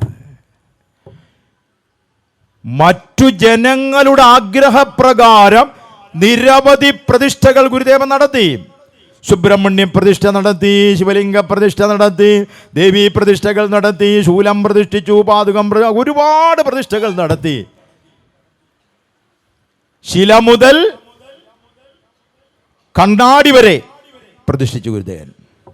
അതെല്ലാം തദ്ദേശവാസികളായ ജനങ്ങളുടെ ആഗ്രഹപ്രകാരമാണ്. ഗുരുദേവൻ സ്വേച്ഛപ്രകാരം സ്ഥാപിച്ച, സ്വന്തം ഇഷ്ടപ്രകാരം സ്ഥാപിച്ച 3 സ്ഥാപനമേ ഉള്ളൂ. അതിലൊന്ന് അരുവിപ്പുറത്തെ സ്ഥാനമാണ്. 2 ശാരദാ ക്ഷേത്രമാണോ? ശാരദാ മഠം. അപ്പോ അവിടെ സ്ഥാപിച്ചത് ശാരദാ മഠം. 1 സ്ഥാനം, 2 മഠം, 3 അദ്വൈത ആശ്രമം. സ്ഥാനവും മഠവും ആശ്രമവും, അതിലൊരു ക്ഷേത്രവും ഇല്ല. എല്ലാ ജനങ്ങളുടെ ഇഷ്ടപ്രകാരമാണ് സ്ഥാപിച്ചു കൊടുത്തത്. അതുകൊണ്ട് തന്നെ അത് തൊട്ടു നോക്കുന്നതിന് യാതൊരു തടസ്സവും ഉണ്ടായില്ല. ഇത് എങ്ങനെയാണ് ഈ ശിലകൾ തമ്മിൽ ജോയിൻ്റ് ചെയ്തതെന്ന് എനിക്കറിയത്തില്ല. അത് പരിശോധിക്കാനാണ് ഞാൻ കൈകൊണ്ട് നോക്കിയത്. ഈ ചേർന്നിരിക്കുന്ന ഭാഗത്താണ് നോക്കിയത്. അഷ്ടബന്ധ കലശം നടത്തി നമുക്കറിയാം. അഷ്ടബന്ധ കലശം നടത്തി അഷ്ടബന്ധമിട്ടുറപ്പിക്കുന്ന വിഗ്രഹങ്ങൾ പലപ്പോഴും 25 കൊല്ലം 30 കൊല്ലം 50 കൊല്ലം കഴിയുമ്പോൾ പുനഃപ്രതിഷ്ഠ വേണം. ഇപ്പൊ പുനഃപ്രതിഷ്ഠ പെട്ടെന്നാകുന്നുണ്ട്. കാരണം ബിംബങ്ങൾ ഇളകുന്നു. ഇളകുമ്പം പുനഃപ്രതിഷ്ഠ വളരെ വേഗം വേണ്ടി വരും. 8 കൊല്ലം കഴിഞ്ഞതൊക്കെ പുനഃപ്രതിഷ്ഠ നടത്തിയത്. ബിംബം ഇളകുന്നു. എന്താ ബിംബം ഇളകുന്നറിയാമോ? ഞാൻ കുറേ ചിന്തിച്ച് നോക്കി. അവസാനം എനിക്ക് പിടികിട്ടിയത് എന്താണെന്ന്. എൻ്റെ ചിന്ത പറയുക, ഈ അഷ്ടബന്ധം എന്ന് പറയുന്നത് മുഴുവൻ രാസവസ്തുക്കളാണ്. ചെടികളിൽ നിന്നൊക്കെ എടുക്കുന്ന ഹെർബൽസാണ്. പക്ഷേ അതിൻ്റെ ബേസ് കെമിക്കൽ ബേസാണ്. ഈ നിർമാല്യത്തിനും അല്ലെങ്കിൽ പുഷ്പാഭിഷേകത്തിനും മാലയിടാനും ഒക്കെ ഇടുന്ന പൂക്കളുണ്ട്. ഈ പൂക്കൾ വരുന്നത് തോവാളയിൽ നിന്നും ആന്ധ്രയിൽ നിന്നും കർണാടകത്തിൽ നിന്നൊക്കെയാണ്, തമിഴ്നാട്ടിൽ നിന്നൊക്കെയാണ്. ആ പൂക്കളെല്ലാം ഉഗ്രവിഷമുള്ള കെമിക്കൽസ് സ്പ്രേ ചെയ്തിട്ടാണ് വാടാതെ വച്ചിരിക്കുന്നത്. ഈ കെമിക്കൽസ് ആണ് വിഗ്രഹത്തിൽ പൂക്കളുടെ കൂടെ കൊണ്ട് ചാർന്ന ഈ കെമിക്കൽസ് ആണ്. ആ വിഗ്രഹം കഴുകുമ്പോൾ ഈ കെമിക്കൽസ് അഷ്ടബന്ധത്തിനെ ബാധിക്കും. ആ വച്ചിരിക്കുന്ന കെമിക്കൽസ് എന്നിട്ട് അഷ്ടബന്ധത്തിന്റെ കെമിക്കൽസിന്റെ വീര്യം കളയും. ബിംബം ഇളകും. പുനഃപ്രതിഷ്ഠ വേണം. അരിവിപ്രം പ്രതിഷ്ഠയുടെ ചുവട്ടിൽ ഏത് കെമിക്കൽ ഒഴിച്ചാലും അത് ഇളകില്ല. ഇനി നീ ഒഴിക്കാൻ അവസരമില്ല. സങ്കല്പത്തിന് വേണ്ടി പറയാ, സൾഫ്യൂരിക് ആസിഡ് കൊണ്ട് ഒഴിച്ചാലും അത് ഇളകത്തില്ല. കാരണം ശിലയോട് ചേർന്നിരിക്കുക.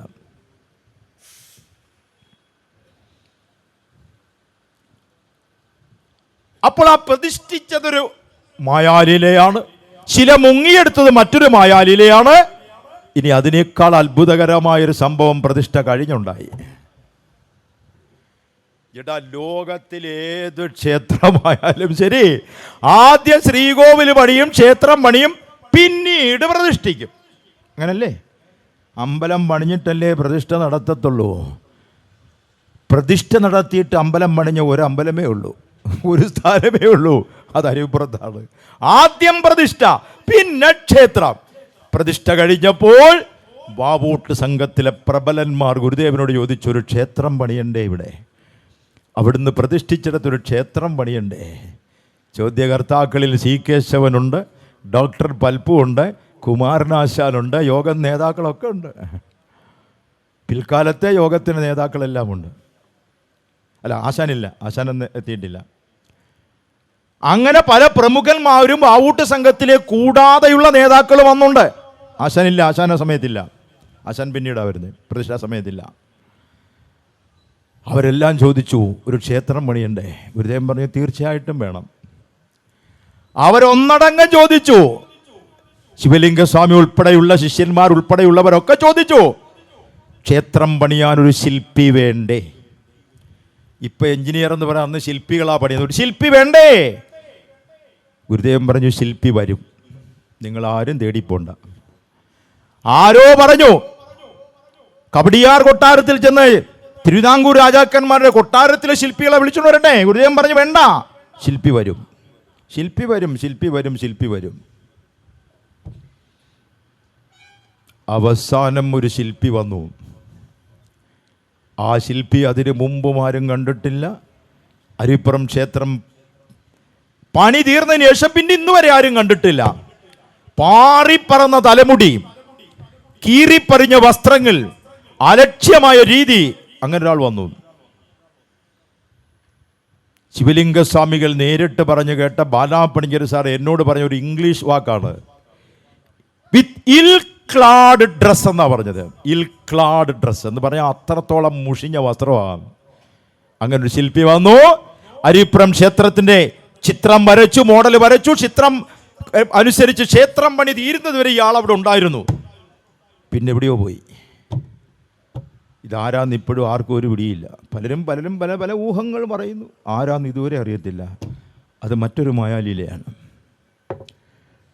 ഇനി ഗുരുദേവൻ എവിടെല്ലാം സന്ദർശിച്ചിട്ടുണ്ടോ, എവിടെല്ലാം പ്രതിഷ്ഠ നടത്തിയിട്ടുണ്ടോ, ആ ജനങ്ങൾക്ക്, ആ നാട്ടിലെ ജനങ്ങൾക്കെല്ലാം ഗുരുദേവനെ സംബന്ധിക്കുന്ന ഒരുപാട് കഥകൾ പറയാനുണ്ട്.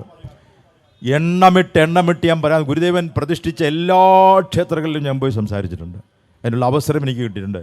സകല സ്ഥലത്തും, കുദ്രോളി ആയാലും രാമേശ്വരത്തായാലും കോയമ്പത്തൂരായാലും എവിടെല്ലാം ഗുരുദേവൻ പ്രതിഷ്ഠിച്ചിട്ടുണ്ടോ ആ ക്ഷേത്രങ്ങളെല്ലാം പ്രഭാഷണത്തിന് അവസരം കിട്ടിയിട്ടുണ്ട്. അവിടുത്തുകാരെല്ലാം പറഞ്ഞു ഒരുപാട് കഥകളുണ്ട്. ഒക്കെ ഞാൻ എഴുതി വെച്ചിട്ടുണ്ട്. അക്കമിട്ട് ഞാൻ പറയാൻ തുടങ്ങിയ നേരം വെളുത്താലും തീരത്തിൽ എന്നിവിടെ തിരുവാതിരയും നടക്കത്തില്ല.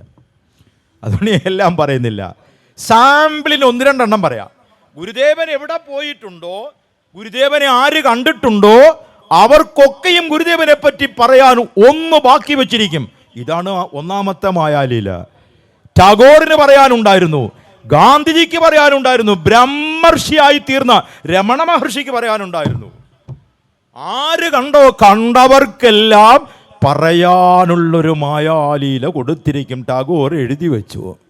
ഗാന്ധിജി കണ്ടത് 1925 മാർച്ച് 12-നാണ്. അടുത്ത മാസം 12 ആകുമ്പോൾ ഗാന്ധിജി കണ്ടതിൻ്റെ 100-ാം വർഷമാണ്. ഗാന്ധിജി കാണാൻ വന്നത് എങ്ങനെയാ?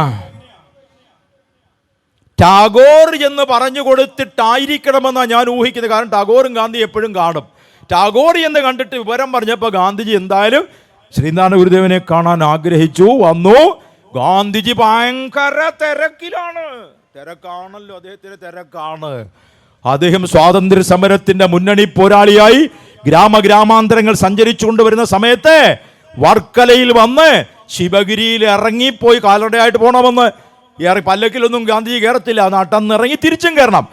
അങ്ങ് ശിവഗിരി വന്ന് കണ്ട് തിരിച്ചു കയറിപ്പോകാനുള്ള സമയച്ചുരുക്കം കൊണ്ട് ഗാന്ധിജിയുടെ സെക്രട്ടറിയും മറ്റും കൂടി ആലോചിച്ച് വർക്കല മെയിൻ റോഡിന്റെ സൈഡിൽ MK ഗോവിന്ദദാസ് എന്ന മനുഷ്യന്റെ വീട്ടിൽ വെച്ച് ഗുരുദേവനും ഗാന്ധിജിയുമായി കണ്ടുമുട്ടാനുള്ള സാഹചര്യം ഒരുക്കി. ആ വീടിന്നും സൂക്ഷിക്കുന്നു. അവിടെയാണ് അവർ ആദ്യം കണ്ടത്. ഗുരുദേവനും ഗാന്ധിയും കണ്ടത് ആദ്യം ഈ വീട്ടിലാണ്. ഇപ്പോഴും ആ വീട് അവിടെ സൂക്ഷിച്ചിട്ടുണ്ട്. ഗാന്ധി ആശ്രമം എന്നാണ് ആ വീടിൻ്റെ പേര്. അവിടെയാണ് ആദ്യം കാണുന്നത്. ഗാന്ധി ഫുൾ തിരക്കിൽ വന്ന മനുഷ്യനാ. ഗുരുദേവനെ കണ്ടു, സംസാരം തുടങ്ങി. സംസാരം നമുക്കറിയാമല്ലോ, നമുക്കെല്ലാം പ്രസിദ്ധമാണ്. ഗാന്ധിജി ചോദിച്ചു, ഹിന്ദി അറിയാമോ? ഗുരുദേവൻ ഹിന്ദി പഠിച്ചിട്ട് എന്തോ ചെയ്യാനാ? ഹിന്ദി ഗുരുദേവൻ പറഞ്ഞു അറിയില്ല. ഇംഗ്ലീഷ് അറിയാമോ? അതിൻ്റെ ഒരു ആവശ്യവും ഗുരുദേവനില്ല. പക്ഷേ ആശാനെ ഇംഗ്ലീഷ് പഠിക്കാൻ പറഞ്ഞു വെച്ചിട്ടുണ്ട്. നടരാജഗുരുവിനെ പഠിക്കാൻ പറഞ്ഞു വിട്ടിട്ടുണ്ട്. അത് പറഞ്ഞിട്ടുണ്ട്. ഇംഗ്ലീഷിനെ പ്രോത്സാഹിപ്പിച്ചിട്ടുണ്ട്. പക്ഷെ ഗുരുദേവൻ ഇംഗ്ലീഷും അറിയില്ല, ഇംഗ്ലീഷും അറിയില്ല, ഹിന്ദിയും അറിയില്ല.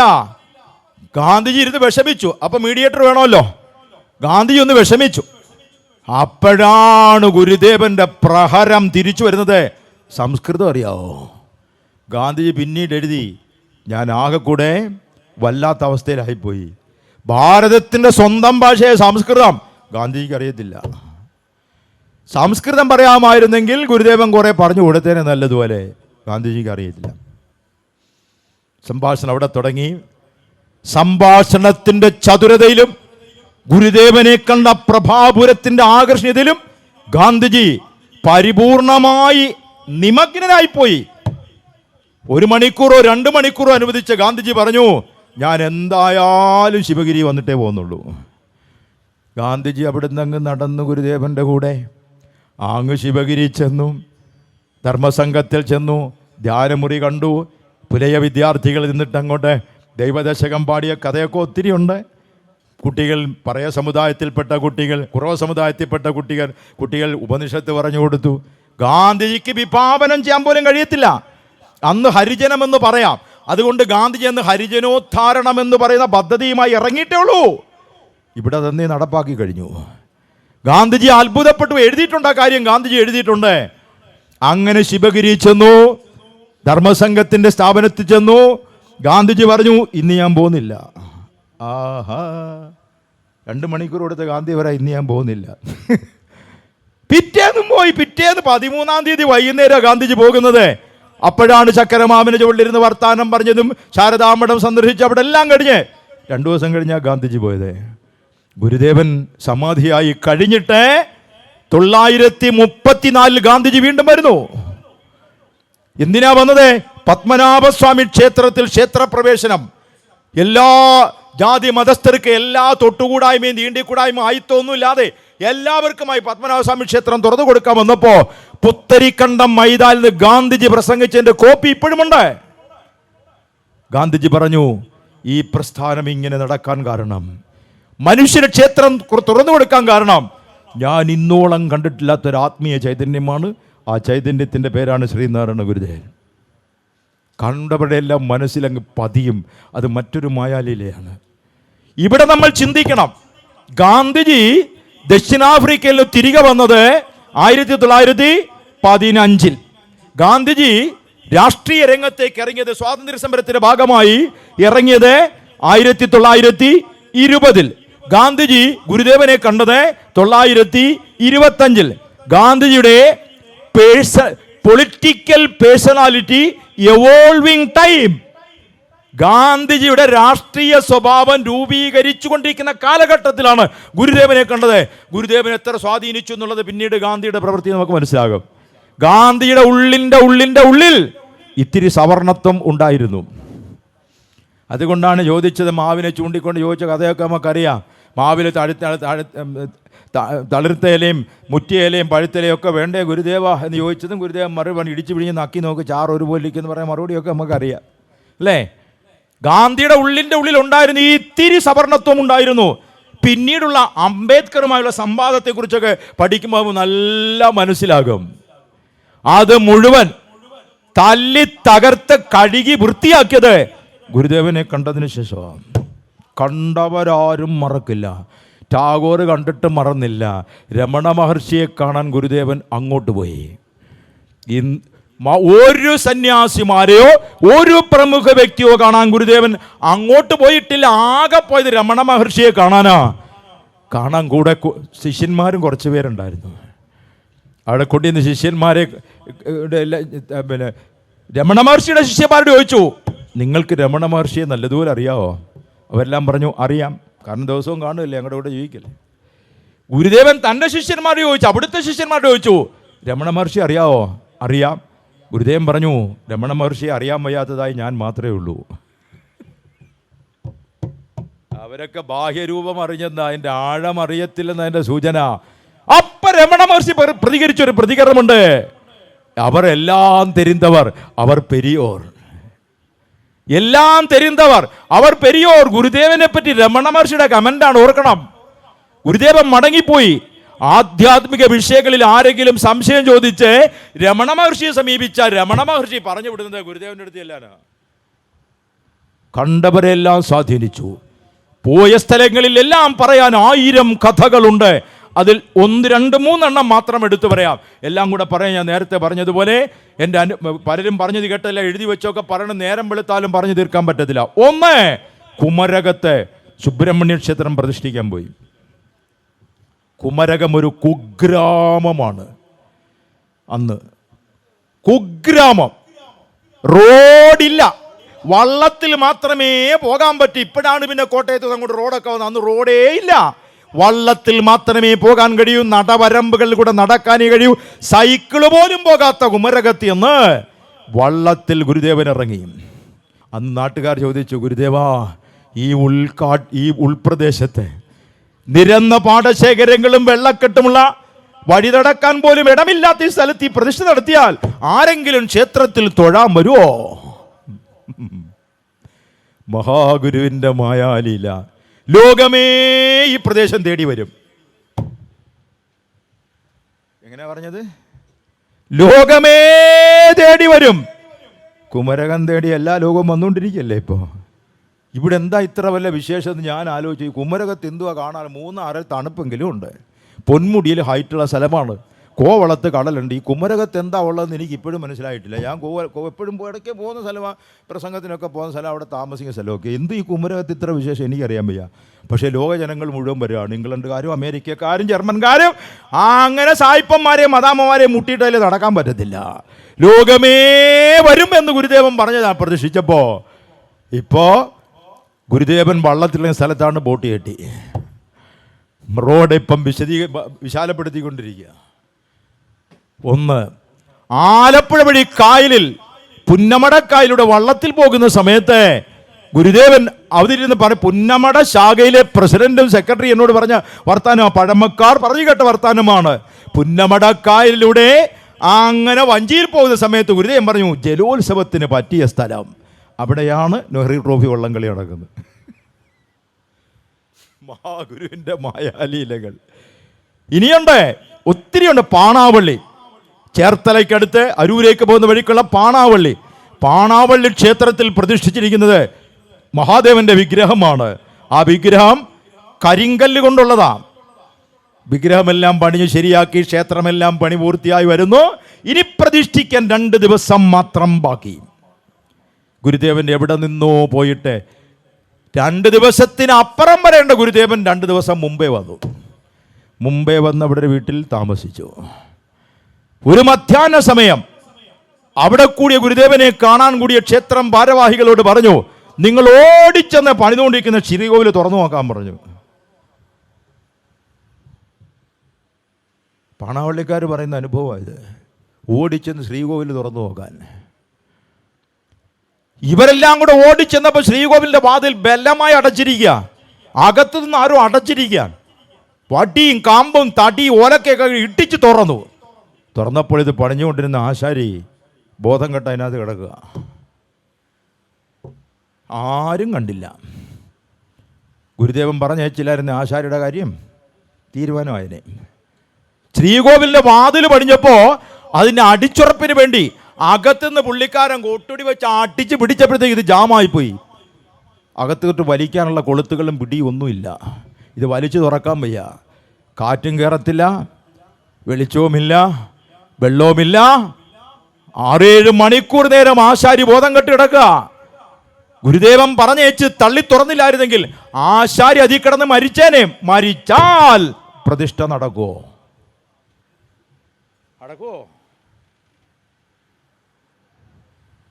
മഹാഗുരുവിൻ്റെ മായാലീലകൾ. ആശാരി പിന്നീട് എഴുന്നേറ്റച്ച് പറഞ്ഞു, ഞാൻ അതിൽ കിടന്ന് മരിക്കുമെന്ന് ഉറപ്പാക്കിക്കൊണ്ട് എൻ്റെ ബോധം മറയുന്നതിന് മുമ്പേ ഞാൻ മനസ്സാ പ്രാർത്ഥിച്ചു. ഈ ആരാ പ്രതിഷ്ഠിക്കുന്നതെന്ന് ആശാരിക്ക് അറിയത്തില്ല. ആരെയാണ് ഇവർ പ്രതിഷ്ഠിക്കാൻ നിശ്ചയിച്ചത് ഈ ആശാരിക്ക് അറിയത്തില്ല. ആശാരി ആ നാട്ടുകാരനല്ല. ആശാരി അതിൻ്റെ ഉള്ളിൽ കിടന്ന് പ്രാർത്ഥിച്ചു, ഇതിൽ പ്രതിഷ്ഠിക്കാൻ വരുന്ന ആചാര്യൻ ആരോ, ആചാര്യൻ്റെ ശക്തി കൊണ്ട് എൻ്റെ ജീവൻ തിരിച്ചിടണേന്ന്. അതുകൊണ്ടാണ് പ്രതിഷ്ഠയ്ക്ക് 2 ദിവസം മുമ്പേ ചെന്നതും തുറന്നു നോക്കാൻ പറഞ്ഞതും ആശാരി ജീവനോടെ പുറത്തു വന്നതും. നാട്ടുകാർ പറയുന്ന മറ്റൊരു അത്ഭുതം, മറ്റൊരു മായാലീല, അവിടെ പ്രതിഷ്ഠിക്കാനുള്ള വിഗ്രഹം കൊണ്ടുവന്നു. വിഗ്രഹം ഇപ്പോഴും ഉണ്ട്. കഴിഞ്ഞ കൊല്ലം ഞാൻ പ്രസംഗിക്കാൻ പോയ സ്ഥലമാണ്. വിഗ്രഹം ഇപ്പോഴും ഉണ്ട്. കരിങ്കല്ലിൻ്റെ പ്രതിമയാണ്, നല്ല ഭാരമാണ്. 8 പേർ ചേർന്ന് വിഗ്രഹം കൊണ്ട് പീഠത്തിനടുത്ത് വെച്ചു. അഷ്ടബന്ധങ്ങളെല്ലാം മറ്റു ചെയ്യേണ്ടത് കർമ്മങ്ങളെല്ലാം ചെയ്തു ഗുരുദേവൻ. ഇനി പ്രതിഷ്ഠയെടുത്ത് പീഠത്തിൽ വെക്കണം. പ്രതിഷ്ഠയെടുത്ത് പീഠത്തിൽ വെക്കാൻ 8 പേരും കൂടെ മുന്നോട്ട് വന്നപ്പോ ഗുരുദേവൻ 2 കൈയും കൊണ്ട് അതങ്ങ് പൊക്കി. ആ മന്ത്രം ജപിച്ചു തീരുന്നത് വരെ 8 പേർ ചേർന്ന് പൊക്കിയ വിഗ്രഹം തൻ്റെ 2 കൈയിൽ അങ്ങനെ പിടിച്ചങ്ങ് പ്രതിഷ്ഠിച്ചു. പിന്നെ ഇന്ന് വരെ പുനഃപ്രതിഷ്ഠ വേണ്ടി വന്നിട്ടില്ല. അങ്ങനെ 2-3 പറഞ്ഞുള്ളൂ. ഏതു സ്ഥലത്ത് ഗുരുദേവൻ പോയിട്ടുണ്ടോ അവിടുത്തുകാർക്ക് പറയാൻ ധാരാളം സംഭവങ്ങൾ ഉണ്ടാകും. അത്ഭുതങ്ങളുടെ കഥകൾ പലതും ഉണ്ടാകും. കണ്ട വ്യക്തികളിലെല്ലാം സ്വാധീനം ചെലുത്തി. ചെട്ടിനാട് തമിഴ്നാടിൻ്റെ പ്രസിദ്ധമായ സ്ഥലമാണ് ചെട്ടിനാട്. ചെട്ടിനാട് സിമെന്റ് ഒക്കെ ഉണ്ട്. വലിയ വലിയ ഫാക്ടറികളുള്ള വലിയൊരു വ്യവസായ കേന്ദ്രമാണ് ചെട്ടിനാട്. ഗുരുദേവൻ അവിടെ എഴുന്നള്ളി. ചെട്ടിനാട് എന്ന നാടിന് പേര് വരാൻ കാര്യം ഈ ചെട്ടിയാർ സമുദായം പ്രബലമായുള്ള സ്ഥലമാണ് ചെട്ടിനാട്. വണിക വൈശ്യർ എന്നൊക്കെ പറയുന്ന ചെട്ടിയാർ സമുദായം പ്രമുഖമായുള്ള സ്ഥലമാണ് ഈ പറഞ്ഞ സ്ഥലം. അവിടെ ഗുരുദേവൻ എഴുന്നള്ളിയിരിക്കുന്ന സമയത്ത് പലരും കാണാൻ വന്നു. രാജാധികാരമുള്ള എന്ന് പറയാൻ നാടുവാഴിക്ക് അധികാരമുള്ള സർ രാജ അണ്ണാമലയും ഭാര്യയും ഗുരുദേവനെ കാണാൻ വന്നു. സർ രാജ അണ്ണാമല. വലിയ കോടാനുകോടീശ്വരൻ എന്ന് മാത്രമല്ല, സർ രാജ, സർ പദവി ബ്രിട്ടീഷുകാർ കൊടുത്തതാണ്. വലിയ വലിയ ആൾക്കാർക്ക് സർ പദവി കൊടുക്കും. അങ്ങനെ സർ പദവി കിട്ടിയ സർ രാജ അണ്ണാമലൈ ഗുരുദേവനെ കാണാൻ വന്നത് തനിച്ചല്ല, ഭാര്യയും കൊണ്ടാണ്. വിവാഹം കഴിഞ്ഞ് 10 വർഷമായി മക്കളില്ല. എവിടൊക്കെയോ പോയി പടലിയിലും തിരിച്ചന്തൂരിയും ഒക്കെ പചര കിടന്നെല്ലാം നോക്കി. ഏതൊക്കെയോ ആശുപത്രികൾ, അന്നത്തെ ഉണ്ടായിരുന്ന ആശുപത്രി, ബ്രിട്ടീഷുകാർ ആശുപത്രിയിലൊക്കെ കൊണ്ടുപോയി ചികിത്സയില്ല. കോടാനുകോടിയുടെ അധിപനാണ്, മക്കളില്ല. അവസാനം അണ്ണാമലൈ ചെട്ടിയാരും ഭാര്യയും കൂടി ഗുരുദേവനെ കാണാൻ വന്നു. ചെട്ടിയാർക്ക് വലിയ വിശ്വാസമില്ലായിരുന്നു. ഭാര്യ ആരോ പറഞ്ഞ് പ്രോത്സാഹിപ്പിച്ചു, ഇങ്ങനൊരു ദിവ്യനായ മനുഷ്യൻ വരുന്നുണ്ട്, നിങ്ങൾ പോയാൽ കാര്യസാധ്യം ഉണ്ടാകുമെന്ന് പറഞ്ഞ് പ്രോത്സാഹിപ്പിച്ചനുസരിച്ച് പെമ്പറന്നോരാണ് അണ്ണാമലയെ കൂടെ വലിച്ചുകൊണ്ട് വരുന്നത്. 2 പേരെയും കണ്ടു. കഥയൊന്നും അങ്ങോട്ട് പറഞ്ഞില്ല, വർത്താനം ഒന്നും പറഞ്ഞില്ല. വന്ന പാടെ ഗുരുദേവൻ ആരോ പാത കാണിക്ക വെച്ച 2 പഴമെടുത്ത് ഈ ഭാര്യയ്ക്ക് കൊടുത്തു. എന്നിട്ട് പറഞ്ഞു, നിങ്ങൾ തന്നെ ഇത് 2ഉം കഴിച്ചോളാൻ പറഞ്ഞു. അണ്ണാമല പറഞ്ഞു, ഞങ്ങൾക്ക് കുട്ടികൾ പഴം കഴിച്ചോന്ന് പറഞ്ഞു. പറഞ്ഞു പൂർത്തിയാക്കാൻ സമ്മതിച്ചില്ല, പഴം കഴിച്ചോളാൻ പറഞ്ഞു. അണ്ണാമലയോട് കഴിക്കാൻ പറഞ്ഞതുമില്ല. അണ്ണാമലയ്ക്ക് വലിയ വിശ്വാസം പോരാത്തവന് അണ്ണാമല കഴിച്ചതുമില്ല. പെമ്പറന്നൂർ 2 പഴവും കഴിച്ചു. അടുത്ത ടൈമായപ്പോൾ അണ്ണാമലയുടെ ഭാര്യ ഗർഭിണിയായി, ഇരട്ട കുട്ടികളെ പ്രസവിച്ചു. പഴം 2 ഇരട്ട കുട്ടികളെ പ്രസവിച്ചു. അപ്പം ഞാൻ ആലോചിച്ച് 4 പഴം കൊടുത്തിരുന്ന എന്തോ ആയനെ അല്ലേ. ഇരട്ട കുട്ടികൾ ജനിച്ചു. അതിൽ മൂത്ത ആളുടെ പേരാണ് പളനി ചെട്ടിയാർ. പളനി മറ്റേ ഇരട്ട കുട്ടികളാ ആദ്യം ജനിച്ചത് ഈ പളനി ചെട്ടിയാർ. അതിൻ്റെ ഇളയ കൂടെ ജനിച്ച ആളുടെ പേര് എനിക്കറിയത്തില്ല, അതെനിക്ക് പ്രസക്തമല്ല. ആ ചെട്ടിയാരുടെ മകന്റെ പേരാണ് പി ചിദംബരം. പിടി കിട്ടിയോ? പി ചിദംബരം കേന്ദ്ര ഇന്ദിരാഗാന്ധി സർക്കാരിലും പിന്നെ വന്ന കോൺഗ്രസ് സർക്കാരിലെ UPA സർക്കാരിലെ ധനകാര്യമന്ത്രിയായിരുന്ന പി ചിദംബരത്തിന്റെ ജനനകഥയാണ് ഈ പറഞ്ഞത്. ഇത് ഞാൻ പുസ്തകത്തിൽ വായിച്ചിട്ടുണ്ട്. അതിനേക്കാൾ പ്രധാനമായി ലൈവായിട്ട് ഡോക്ടർ പി ചിദംബരം ശിവഗിരി എന്ന് പ്രസംഗിച്ചതാണ് ഈ വിഷയം. ഞാൻ ജനിക്കാൻ കാരണം ഗുരുദേവനാണ്. എൻ്റെ അച്ഛൻ്റെ അമ്മയ്ക്ക് മക്കളില്ലായിരുന്നു. ഇങ്ങനെ വന്നതും പഴം കൊടുത്ത കഥയൊക്കെ അദ്ദേഹം പ്രസംഗിച്ച് നേരിട്ട് കേട്ടതാ. കാലത്തിൻ്റെ കാവ്യനീതി പോലെ ചിദംബരം കേന്ദ്ര ധനകാര്യമന്ത്രി ഇരിക്കുമ്പോഴാണ് മലയാളിയായ ഒരു മനുഷ്യന്റെ മുഖം നാണയത്തിൽ ആദ്യമായി അടിച്ചു വന്നത്. ശ്രീനാരായണ ഗുരുദേവന്റെ മുഖമാണ് 5 രൂപയിൽ. അതെ, ചിദംബരം ധനകാര്യമന്ത്രിയായി ഇരിക്കുമ്പോഴാണ് നാണയത്തിൽ അടിച്ചു വന്നെന്നുള്ളതാണ് മറ്റൊരു സത്യം. മാത്രമല്ല, ഈ നാണയത്തിൽ ചിത്രം ചേർക്കാൻ നിങ്ങൾക്കറിയുമോ? ഇന്ത്യയിൽ ആദ്യമായ ഒരു സ്റ്റാമ്പിൽ ഒരു മലയാളിയുടെ ചിത്രം വന്നതും ഇന്ത്യയിൽ ആദ്യമായ ഒരു മലയാളിയുടെ മുഖം നാണയത്തിൽ അടിച്ചു വന്നതും മഹാഗുരുവിൻ്റെ ചിത്രങ്ങളാണ്. ഇതാരും SNDP-കാർ ചെയ്തതല്ല. മായാമയനുടെ ലീല ഒക്കെ വന്നുകൊണ്ടിരിക്കും, ഇനിയും വരും, ഇനിയും പലതും നമ്മൾ കാണും. ഇപ്പൊ കണ്ടില്ലേ, അയോധ്യയിലെ ക്ഷേത്രത്തിലെ ഉദ്ഘാടനം കഴിഞ്ഞപ്പോൾ പൂജാരികളുടെ വേഷം കാവി വസ്ത്രം. ക്ഷേത്രം ചോരാൻ തുടങ്ങി. ചോർച്ച നിൽക്കാതെ വന്നപ്പോൾ ആ നടന്ന സംഭവം നിങ്ങൾക്ക് എവിടെ അന്വേഷിക്കാൻ, നെറ്റിലൊക്കെ നോക്കിയത് കിട്ടിയ സംഭവം. ക്ഷേത്രത്തിലെ പൂജാരികൾ, അയോധ്യ ക്ഷേത്രത്തിലെ പൂജാരികൾ ധരിച്ചിരുന്ന കാവി വസ്ത്രം മഴ പെയ്തപ്പോൾ ചോരാൻ തുടങ്ങി. കേന്ദ്ര ഗവൺമെന്റും എല്ലാം വലിയ ആക്ഷേപമായി. അവരെന്തൊക്കെയോ നേർച്ച കാഴ്ചകളും പൂജകളും നടത്തി. പൂജാരികൾ മുഴുവൻ ഇപ്പോൾ വസ്ത്രം മാറി. ഇപ്പോൾ അയോധ്യ ക്ഷേത്രത്തിലെ പൂജാരികളുടെ വസ്ത്രത്തിന്റെ നിറം എന്താണെന്നറിയാമോ? മഞ്ഞ. മഞ്ഞ വസ്ത്രം ധരിച്ചതോടെ ചോർച്ചൽ നിന്നു. ചോർച്ച അടച്ചത് ഗുരുദേവനാണെന്ന് എനിക്ക് തോന്നുന്നത് അല്ലേ? അതാണ് മഞ്ഞ വസ്ത്രം ധരിച്ചിരിക്കുന്നത്. ഇപ്പോ ഇനിയും പല മായാലീലകളും നമ്മൾ കാണും, ഇനിയും കാണും, സംശയമൊന്നും വേണ്ട. അപ്പോ ഈ നാണയത്തില് ഗുരുദേവന്റെ ചിത്രം കൊടുക്കണം. ആ ഏതു ചിത്രം വേണമെന്ന് തീരുമാനിച്ചപ്പോൾ തലശ്ശേരി ജഗന്നാഥ ക്ഷേത്രത്തിൽ ഗുരുദേവൻ ജീവിച്ചിരിക്കുമ്പോൾ തന്നെ ഗുരുദേവന്റെ പ്രതിമ സ്ഥാപിച്ചിട്ടുണ്ട്. ഗുരുദേവൻ്റെ അനുവാദത്തോടെ.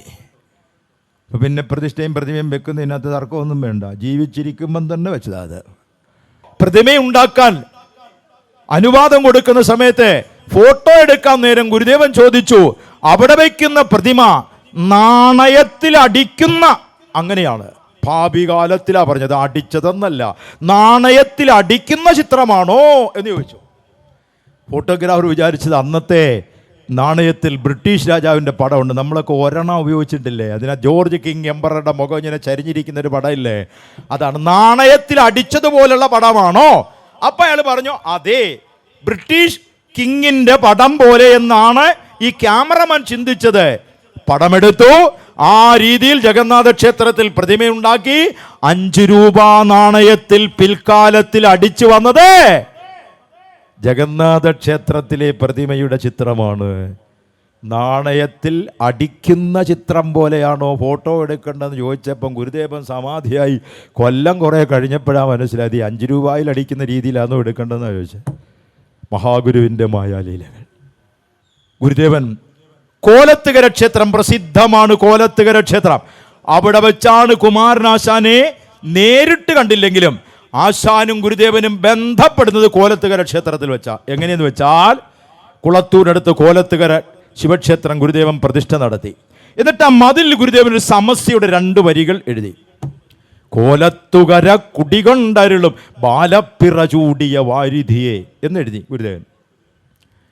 എന്നിട്ട് പറഞ്ഞു ഇതൊരു സമസ്യയാണ്, അടുത്ത 2 വരി ഏതെങ്കിലും കവികൾ പൂരിപ്പിക്കണം. ആശാനുമായി നേരിട്ട് കണ്ടിട്ടില്ല. ആശാൻ അന്ന് അനാഗത ശ്മശ്രുവാണ്. ഈ അമ്മയാണ് ഈ വാക്യമാണ് ഭാനുമതി അമ്മ എന്നോട് പറഞ്ഞത്. ആശാൻ അന്ന് അനാഗത ശ്മശ്രുവാണെന്ന് പറയാൻ മീശ കളിച്ചിട്ടില്ല, 15 വയസ്സേ ഉള്ളൂ. 100-ലധികം കവികൾ ഗുരുദേവന്റെ ഈ സമസ്യയ്ക്ക് പൂർണ്ണം എഴുതി. കോലത്തുകര കുടികൊണ്ടരിലും ബാലപ്പിറ ചൂടിയ വാരിധിയേ. കോലത്തുകര പ്രസംഗിച്ചപ്പോൾ ഞാൻ പറഞ്ഞു ഗുരുദേവൻ്റെ വർക്കലയിൽ ഒരുപാട് മുസ്ലിങ്ങളുമായിട്ട് വലിയ ബന്ധമുണ്ടായിരുന്നു. തുരപ്പിൻ്റെ മേളിൽ ഒരു ഉമ്മാടെ വീടുണ്ടായിരുന്നു. അവിടെ പോയി ആഹാരം, ശിഷ്യന്മാരെ കൊണ്ടുപോയി ആഹാരം കഴിച്ച കഥയും പിന്നെ 1 വർഷം കഴിഞ്ഞേ വരുമെന്ന് പറഞ്ഞ് പോയിട്ട് മഴ പെയ്തിട്ട് തിരിച്ചു വന്നിട്ട് 1 വർഷം കഴിഞ്ഞു, അങ്ങനെ സംഭവമൊക്കെ ഉണ്ട്. അതുകൊണ്ട് ഞാൻ പറഞ്ഞു ഗുരുദേവൻ ശിവനെ വാഴ്ത്തിയുള്ള കവിതയാണ്. കോലത്തുകര കുടികൊണ്ടരും ബാലപ്പിറ, ചെറിയ ചന്ദ്രക്കല തലയെ ചൂടിയന ബാലപ്പിറ എന്നെഴുതിയത്. ഈ പിറ എന്ന വാക്ക് ഗുരുദേവൻ എവിടെ നിന്ന് കിട്ടിയെന്നറിയാവോ?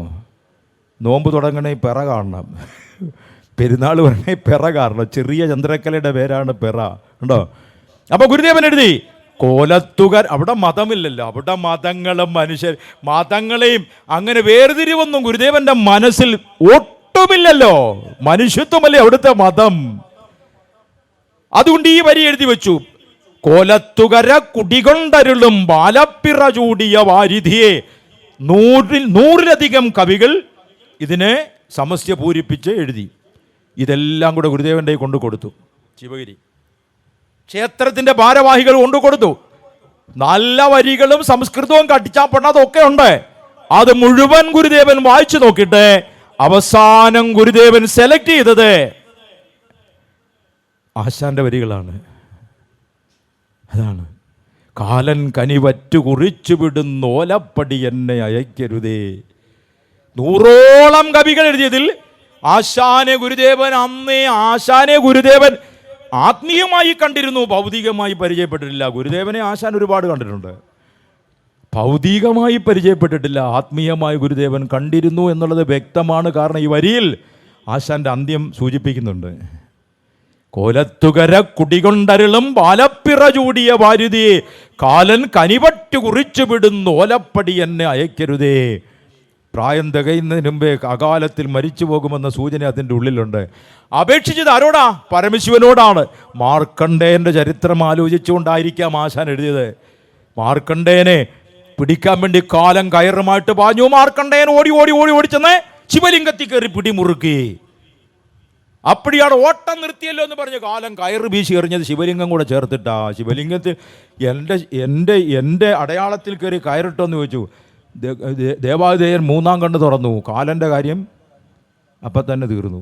അതുകൊണ്ടാണ് പരമശിവനെ കാലകാലൻ എന്ന് വിളിക്കുന്നത്. കാലനെ നിഗ്രഹിച്ച കാലനാണത്. അതാണ് കാലകാലൻ, അല്ലേ? കാലൻ അങ്ങില്ലാതായിപ്പോയി. മാർക്കണ്ഡേയനെ ജീവൻ പിന്നെ തിരിച്ചു കൊടുത്ത കഥകളെല്ലാം ഉണ്ട്. അതുകൊണ്ട് ആശാനെ തിരിച്ചറിയ സംഭവമാണത്. അങ്ങനെ കോലത്തുകര ക്ഷേത്രം ഗുരുദേവന്റെ ഒരു സ്ഥിരം സന്ദർശന സ്ഥലമാണ്. അങ്ങനെ കോലത്തുകരയിൽ ഗുരുദേവൻ എഴുന്നള്ളിയിരിക്കുന്ന സമയത്ത് ഒരു ബ്രാഹ്മണൻ വന്നു. ബ്രാഹ്മണൻ എന്ന് പറഞ്ഞാൽ കക്ഷി ഒരു ഭയങ്കര മജീഷ്യനാണ്. ഒരുപാട് മാന്ത്രിക വിദ്യകൾ അറിയാവുന്ന മനുഷ്യനാണ്. ഞാൻ പറഞ്ഞുകൊണ്ടെന്ന് കുട്ടിച്ചാത്ത സേവയുണ്ട്, അതുകൊണ്ട് ഇതുകൊണ്ട് ഭയങ്കര മാന്ത്രിക വിദ്യ കാണിക്കുന്ന മനുഷ്യനാ. അപ്പോൾ ഒരു ആൽത്തറയിൽ ഗുരുദേവൻ വന്നിരുന്നു. ഈ ബ്രാഹ്മണൻ ഇത്തിരി അകന്നിരുന്നു, കാരണം ചീണ്ടലെന്തൊടിയിലുണ്ട്, ഇത്തിരി അകന്നിരുന്നു കൊണ്ട് ബ്രാഹ്മണൻ പറഞ്ഞു, ഞാൻ ഒരുപാട് മാജിക് മെസ്മറിസം ഒക്കെ പഠിച്ചിട്ടുണ്ട്, ഹിപ്നോട്ടിസം എനിക്കറിയാം. ആരെയും നോക്കി ഞാൻ മയക്കി കിടത്തി കഴിഞ്ഞ അവരുടെ മനസ്സിൻ്റെ ഉള്ളിലെല്ലാം വലിച്ചെടുക്കും എന്നെല്ലാം പറഞ്ഞിട്ട് ഈ ബ്രാഹ്മണൻ ചോദിച്ചു, അങ്ങേക്ക് ഇതിനെപ്പറ്റി വല്ലതും അറിയാമോ? ചില പൊടി വിദ്യകളൊക്കെ എനിക്കും അറിയാം എന്ന് ഗുരുദേവൻ വളരെ കൂളായിട്ട് വർത്താനം പറഞ്ഞു. ബ്രാഹ്മണൻ കുടുമയെല്ലാം ഒന്ന് അഴിച്ചു കെട്ടി. ഈ കുടുമയുണ്ടല്ലോ, വട്ടം പഠിച്ചിട്ട് നടുക്കിങ്ങനെ നമ്മുടെ ഇലക്ട്രിസിറ്റിയുടെ സ്വിച്ചിനകത്ത് ഈ പ്ലഗ് കുത്തുന്ന പോലെ, അത് തന്നെ പ്ലഗ് ഇങ്ങനെ കുത്തിയ വാലിങ്ങനെ നീണ്ടു കിടക്കത്തില്ല, പ്ലഗ് അതിലേക്കും അതാണ് കുടുമയുടെ അതിനേക്കാൾ നല്ല ഗംഭീരമായൊരു ഉദാഹരണം സാംബശിവൻ്റെ കഥാപ്രസംഗത്തിൽ പറഞ്ഞു. ഞാൻ അന്നും അതിൻ്റെ പിറ്റേന്ന് ഓർത്തോർത്ത് ചിരിച്ചു. ഈ കുടുമയ്ക്ക് സാംബശിവൻ പറഞ്ഞൊരു ഉദാഹരണമുണ്ട്, സർവേക്കല്ലിൽ ഓന്തിരിക്കുന്നത് പോലെ.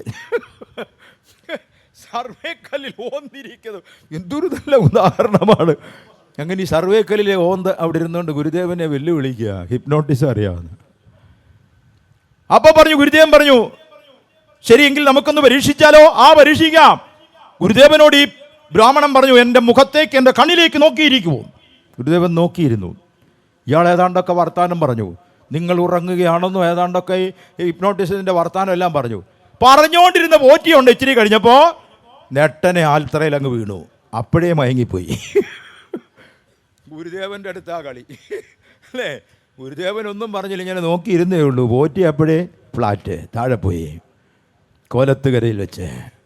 ഇനി നമുക്കറിയാം, വാടാനപ്പള്ളി ഒരു ശങ്കരൻ, കടപ്പുറത്താണ് അദ്ദേഹം താമസിക്കുന്നത്. സ്ഥിരമായി കടലാക്രമണം, വീടെല്ലാം കടലെടുത്തുകൊണ്ട് പോകുന്നു, വലിയ ബുദ്ധിമുട്ട്. അവസാനം ഈ ശങ്കരൻ ചെന്ന് ഗുരുദേവനെ അദ്വൈതാശ്രമത്തിൽ ചെന്ന് കണ്ടു. ജീവിക്കാൻ നിർവാഹമില്ല, കടൽ കയറി എല്ലാം എടുത്തുകൊണ്ട് പോകുന്നു. ഗുരുദേവൻ വിളിച്ചു, സത്യവ്രത ശങ്കരൻ്റെ കൂടെ പോകൂ. ഒരു ദിവസം അയാളുടെ വീട്ടിൽ പോയി കിടന്നേച്ച് വരാൻ പറഞ്ഞു. പിന്നെ കടൽ ഇന്ന് വരെ കയറിയില്ലെന്ന് മാത്രമല്ല, വാടാനപ്പള്ളി ഇപ്പോഴും പോയാൽ കാണാം, 2 കിലോമീറ്റർ ഉള്ളിലേക്ക് കടൽ വലിച്ചു. സുനാമി അടിച്ച് തകർത്തപ്പോ കൊടുങ്ങല്ലൂരും പരിസരത്തും വാടാനപ്പള്ളിയിൽ അപ്പുറവും ഇപ്പുറവും സുനാമി അടിച്ചപ്പോ ശങ്കരന്റെ തറവാടിന്റെ ഏരിയയിൽ കൂടെ തിരമാല വന്നിട്ടില്ല. എന്തുകൊണ്ടാണെന്ന് എനിക്കറിയത്തില്ല. ഞാൻ ഈ കടപ്പുറം നേരിട്ട് പോയി പലതവണ കണ്ട സ്ഥലമായി പറയും. നിങ്ങൾക്കും പോയാൽ നോക്കി, വാടാനപ്പള്ളി ചെന്ന് എല്ലാവരും കാണിച്ചു തരും, സ്ഥലം കാണിച്ചു തരും. 5 തെങ്ങ് കടപ്പുറത്തുകൂടെ ഗുരുദേവൻ ഒരിക്കലും നടക്കുകയായിരുന്നു. ഈ സംഭവം റിപ്പോർട്ട് ചെയ്ത ബാലാപണിക്കൊരു സാറും സംഘവും പിറകിൽ പോകുന്നുണ്ട്. ഗുരുദേവന് സമമാരും നടക്കില്ലായിരുന്നു, ഇത്തിരി അകലെ വിട്ടേ നടക്കത്തുള്ളായിരുന്നു. ഗുരുദേവൻ നടക്കുമ്പോൾ നല്ല സ്പീഡായിരുന്നുണ്ട്, ഭയങ്കര വേഗത നടന്നു കളയും, മതിയടി ഇട്ടുകൊണ്ടൊക്കെ ഭയങ്കരമായിട്ട് പോക്കളയും. കൂടെ നടന്നെത്താൻ പറ്റില്ല എന്ന് പറഞ്ഞു, അത്ര സ്പീഡാണ് ഗുരുദേവൻ്റെ നടപ്പിന്. അപ്പോൾ ഗുരുദേവൻ ഇങ്ങനെ കടപ്പുറത്തൂടെ പോകുന്നു, കൂടെ ഇവരെല്ലാം പോകുന്നു. അന്നേരമാണ് ഒരു 4 വയസ്സുള്ള കുഞ്ഞ്, ധീവര സഭയിൽപ്പെട്ട മുക്കുവന്മാരെ കൂട്ടത്തിൽപ്പെട്ട ഒരു കുഞ്ഞ്, 4 വയസ്സുള്ള കുഞ്ഞ്, അതിന് അമ്മയും അച്ഛനും കൂടെയുണ്ട്. കുട്ടി നിന്ന് കരയുന്നു. ഇങ്ങനൊരു സീൻ കണ്ടാൽ നമ്മളെന്ത് ചെയ്യും? അതിൻ്റെ അച്ഛനും അമ്മയും കൂടെ ഉണ്ട്, നമുക്ക് പിന്നെ എന്താ കാര്യം, നമ്മുടെ പോക്കിന് പോകും. ഗുരുദേവൻ പോകത്തില്ല. കാരണം എന്താ? അൻപാർന്നവരുണ്ടോ, പരവിജ്ഞാനികളുണ്ടോ. ഗുരുദേവൻ തിരിഞ്ഞു, എന്തിനാ കുഞ്ഞ് കരയുന്നത് അന്വേഷിച്ചപ്പോൾ വിവരം കിട്ടി. അച്ഛൻ തലേന്ന് മത്സ്യബന്ധനത്തിന് പോയി വല കൊണ്ട് കുടഞ്ഞിട്ടപ്പോ വലിയ വലിയ മത്സ്യങ്ങളെല്ലാം പെട്ടെന്ന് ചത്തു. ഒരു കുഞ്ഞു മത്സ്യം ചാകാതെ ജീവനോടെ കിടന്നു. ഈ കുഞ്ഞതിനെ പിടിച്ചിട്ട് ചട്ടിയിൽ വെള്ളമൊഴിച്ച് അതിൻ്റെ ഉള്ളിലിട്ടു. അതിങ്ങനെ നീന്തി കളിക്കുന്നു. അത് തലയ്ക്കും പാട്ട് വെച്ച് കുഞ്ഞ് കിടന്നുറങ്ങി. നേരം വെളുത്തെഴുന്നേറ്റൊക്കെ പോയി മത്സ്യക്കുഞ്ഞ് ചത്ത് കിടക്കുന്നു. ഉപ്പുവെള്ളത്തിലെ മത്സ്യക്കുഞ്ഞിനെ പിടിച്ച് ശുദ്ധജലത്തിലിട്ടാൽ ജീവിച്ചിരിക്കുമോ? 4 വയസ്സുകാരന് ഈ ബോധമുണ്ടോ? ആ മത്സ്യം ചത്തതിനാ കുഞ്ഞ് കിടന്ന് കരയുന്നത്. ഇങ്ങനൊരു മറുപടി കേട്ട സാധാരണക്കാരെങ്ങനെ പ്രതികരിക്കും? മണ്ടച്ചാരെ, ഉപ്പ് വെള്ളത്തിലെ മത്സ്യം ശുദ്ധജലത്തിൽ കിടക്കൂടാ, ചത്തത് പോടാന്ന് പറഞ്ഞ് നമ്മൾ പോവില്ലേ? ഗുരുദേവൻ പോകത്തില്ല. ഒരു കൊച്ചു കുഞ്ഞിൻ്റെ കണ്ണുനീർ പോലും ഒപ്പാതെ മുന്നോട്ട് നടക്കാത്ത മഹാഗുരുവിൻ്റെ പേരാണ് ശ്രീനാരായണ ഗുരുദേവൻ. ചട്ടിയും വെള്ളവും മത്സ്യക്കുഞ്ഞും എടുത്ത് ഗുരുദേവൻ കുടിലിൻ്റെ പുറകുവശത്ത് പോയി. അല്പനേരം കഴിഞ്ഞ് തിരിച്ചു വന്നു. അതിനിടയിൽ എന്താണ് സംഭവിച്ചതെന്ന് എനിക്കറിയത്തില്ല, എങ്ങനെ വേണേലും വ്യാഖ്യാനിച്ചോ. ഗുരുദേവൻ തിരിച്ചു വന്നു. തിരിച്ചു വന്ന് അവനോട് പറഞ്ഞു, ഡാ കുഞ്ഞേ, മക്കളെ എന്തിനാടാ കരയുന്നത്? നിന്റെ മത്സ്യം ചത്തിട്ടില്ല, നീന്തി തുടിക്കുന്നത് കണ്ടോ വന്നു. മത്സ്യം നീന്തി തുടിക്കുന്നു. പേട്ടയിൽ മാതകുത്തകക്കാരനെന്ന് പറയുന്ന ഒരു ധനികന്റെ വീട്ടിൽ ഗുരുദേവനെ ക്ഷണിച്ചുകൊണ്ടുപോയി. അപ്പോൾ ഗുരുദേവന്റെ ഈ മായാലീലകളിലോ അമാനുഷികമായ സിദ്ധികളിലോ വിശ്വാസമില്ലാതിരുന്ന ഒരാൾ ഗുരുദേവന്റെ മുമ്പിൽ ഒരു ചുമന്ന പഴമുണ്ടാകുന്ന, കപ്പക്കൊല എന്ന് പറയുന്ന ചുമന്ന പഴമുണ്ടാകുന്ന വലിയൊരു കൊല കൊണ്ടുവന്ന് കാണിക്കയായി വെച്ചു. ആളുകളെല്ലാം കൂടി നിൽക്കുകയാണ്. മാതകുത്തക്കാരനൊക്കെ നോക്കിയിരിക്കുക. ഈ കൊല കൊണ്ടുവച്ച ആളിനെ ഗുരുദേവൻ ഇഞ്ഞ് വിളിച്ചു. ആ പടലയുടെ ഇടയ്ക്ക് നിന്നൊരു പഴമിരിഞ്ഞ് ഇയാളുടെ കൈ കൊടുത്തു. ഇത് തിന്നാൻ പറഞ്ഞു. അയാൾ ഇന്ന് വിറയ്ക്കാൻ തുടങ്ങി. വേറൊന്നുമല്ല, ഗുരുദേവന്റെ മായാശക്തിയിൽ സംശയം തോന്നിയ മനുഷ്യൻ ഗുരുദേവൻ ഇരിഞ്ഞെടുത്ത ഈ പഴത്തിൽ ഒരു മുട്ടൻ സൂചി കയറ്റി വെച്ചിരുന്നു. പണി തിരിച്ചു കൊടുത്തതാ.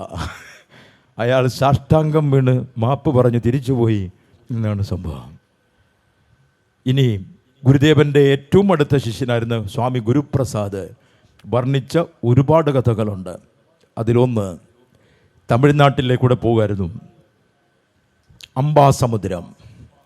അംബാസമുദ്രത്തിലെ മഴയില്ല. എത്രയോ നാളുകളായി മഴയില്ലാതെ ഭൂമിയെല്ലാം വറ്റി ഉരണ്ട് കിണറുകളിൽ വെള്ളമില്ലാതെ നാൽക്കാല മൃഗങ്ങളൊക്കെ ചത്തിരിക്കുന്ന ഒരു സമയം, അപ്രതീക്ഷിതമായി ആരും ക്ഷണിക്കാതെ അംബാസമുദ്രത്തിലേക്ക് ഗുരു ചെല്ലുന്നു. ഒരു പരിചയമില്ലാത്തൊരു വീട്ടിൽ രാത്രി കയറി ചെന്നു. അണ്ണാച്ചി ആകെ വരണ്ടുപോയി. ഒരു സ്വാമി വന്നിരിക്കുന്നു, കൂടെ ശിഷ്യനും കുറച്ച് ശിഷ്യന്മാർ 2-3 പേരുണ്ട് വന്നിരിക്കുന്നു. അയാൾ പറഞ്ഞു, ഇവിടെ അത്താഴം തരാൻ ഒന്നുമില്ല. അപ്പം തന്നെ അയാൾ അവിടെ നിന്ന് ഇറങ്ങി നടന്നു കമ്പോളത്തിലൊക്കെ ചെന്ന് നോക്കി. കടകളെല്ലാം അടച്ചു, ഒന്നും വാങ്ങാൻ യാതൊരു നിർവാഹവുമില്ല. സങ്കടത്തോടെ തിരിച്ചു വന്നപ്പോൾ ഗുരുദേവൻ പറഞ്ഞു, അടുക്കള കെട്ടി തൂക്കിയിരിക്കുന്ന വാഴക്കൊല നോക്ക്, പഴം കാണുമെന്ന് പറഞ്ഞു. അപ്പോൾ ഈ അണ്ണാച്ചി പറഞ്ഞു, ഞാൻ 4 മണിക്കാണ് കൊണ്ട് തൂക്കിയത്, അപ്പോഴും പച്ചക്കായ. ഇപ്പം രാത്രി ഇത്ര മണി, 8 മണി 9 മണി ആയുള്ളൂ. എന്തായാലും പഴുത്ത് കാണാൻ യാതൊരു നിർവാഹവുമില്ല. ഞാൻ 4 മണിക്ക് കൊണ്ട് തൂക്കിയ പോലെ എന്തായാലും പഴുക്കൂല. ഗുരുദേവൻ പറഞ്ഞു, നിങ്ങൾ ചെന്ന് നോക്കൂ. ചെന്ന് നോക്കിയപ്പോൾ 6 പഴം പഴുത്തിട്ടുണ്ട്. അതിരിഞ്ഞുകൊണ്ട് വന്നു. ഗുരുദേവനും 2 ശിഷ്യന്മാർ ഈ 2 പഴം തിന്നു. വിശപ്പ് മാറി. അംബാസമുദ്രക്കാർക്ക് മഴയില്ലല്ലേ? ഗുരുദേവൻ ചോദിച്ചു തീർന്നതും ഇടിയും വെട്ടിയും മഴ പെയ്തു. പിന്നെ അവിടെ നിന്നില്ല ഗുരുദേവൻ. അപ്പോഴേ സ്ഥലം വിട്ടു പോയി, അവിടേക്ക് നിൽക്കുന്നില്ല. അങ്ങനെ പോയിക്കൊണ്ടേയിരുന്നു. വീണ്ടും സ്വാമി ഗുരുപ്രസാദ് രേഖപ്പെടുത്തിയിരിക്കുന്ന മറ്റൊരു സംഭവം. തമിഴ്നാട്ടിൽ പെരുമ്പത്തൂരിൽ താമസിക്കുകയായിരുന്നു.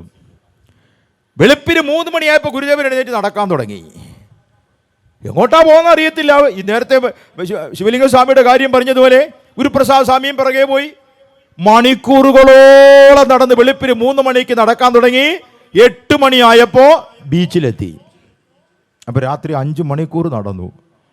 അവിടുത്തെ ഒരു ക്ഷേത്രത്തിൽ കയറി ഗുരുദേവനങ്ങ് ഇരിപ്പായി. അപ്പോൾ ഗുരുപ്രസാദ് സ്വാമി പറഞ്ഞു, ഇവിടെ നമ്മൾ വരുമെന്ന് ആരെയും അറിയിച്ചിട്ടില്ല, നമുക്ക് ഭക്ഷണം കിട്ടാൻ യാതൊരു വഴിയില്ല, ഭക്ഷണം കിട്ടാതെ നമ്മൾ എന്ത് ചെയ്യും? അപ്പോൾ ഇവിടുത്തെ സർക്കിൾ ഇൻസ്പെക്ടർ കണ്ണൻ, മലയാളിയാണ്, കണ്ണനെ എനിക്ക് പരിചയമുണ്ട്, ഞാൻ അയാളുടെ വീട്ടിൽ പോയി എന്തെങ്കിലും ഭക്ഷണം മാറ്റോട്ടെ. ഗുരുദേവൻ പറഞ്ഞ് അടങ്ങിയിരിക്കാൻ പറഞ്ഞു. ഇത്തിരി കഴിയുമ്പോൾ മുതലിയാർ വിഭാഗം, തമിഴ്നാട്ടിലെ പ്രബല സാമ്പത്തിക വിഭാഗമുള്ളവരാണ് മുതലിയാർ വിഭാഗം. മുതലിയാർ വിഭാഗത്തിൽപ്പെട്ട ഒരു വീട്ടമ്മ വരുന്നത് 2 പേർക്കുള്ള സമൃദ്ധമായ ഭക്ഷണവും കൊണ്ടാണ്. അവർ വന്ന് ഗുരുദേവന്റെ പാത കാണിക്കായി വെച്ചിട്ട് പറഞ്ഞു, രാത്രിയിൽ ഞാനൊരു സ്വപ്നം കണ്ടു, ഒരു ദിവ്യ പുരുഷനും ശിഷ്യർ ഇവിടെ വന്നിരിക്കും, ആഹാരം കൊടുക്കണമെന്ന്. അങ്ങനെ കൊണ്ടുവന്നത്. അപ്പോൾ ഗുരുദേവൻ ചോദിച്ചു, വയറ്റുവേദനയുണ്ടല്ലേ മാറാത്തത്?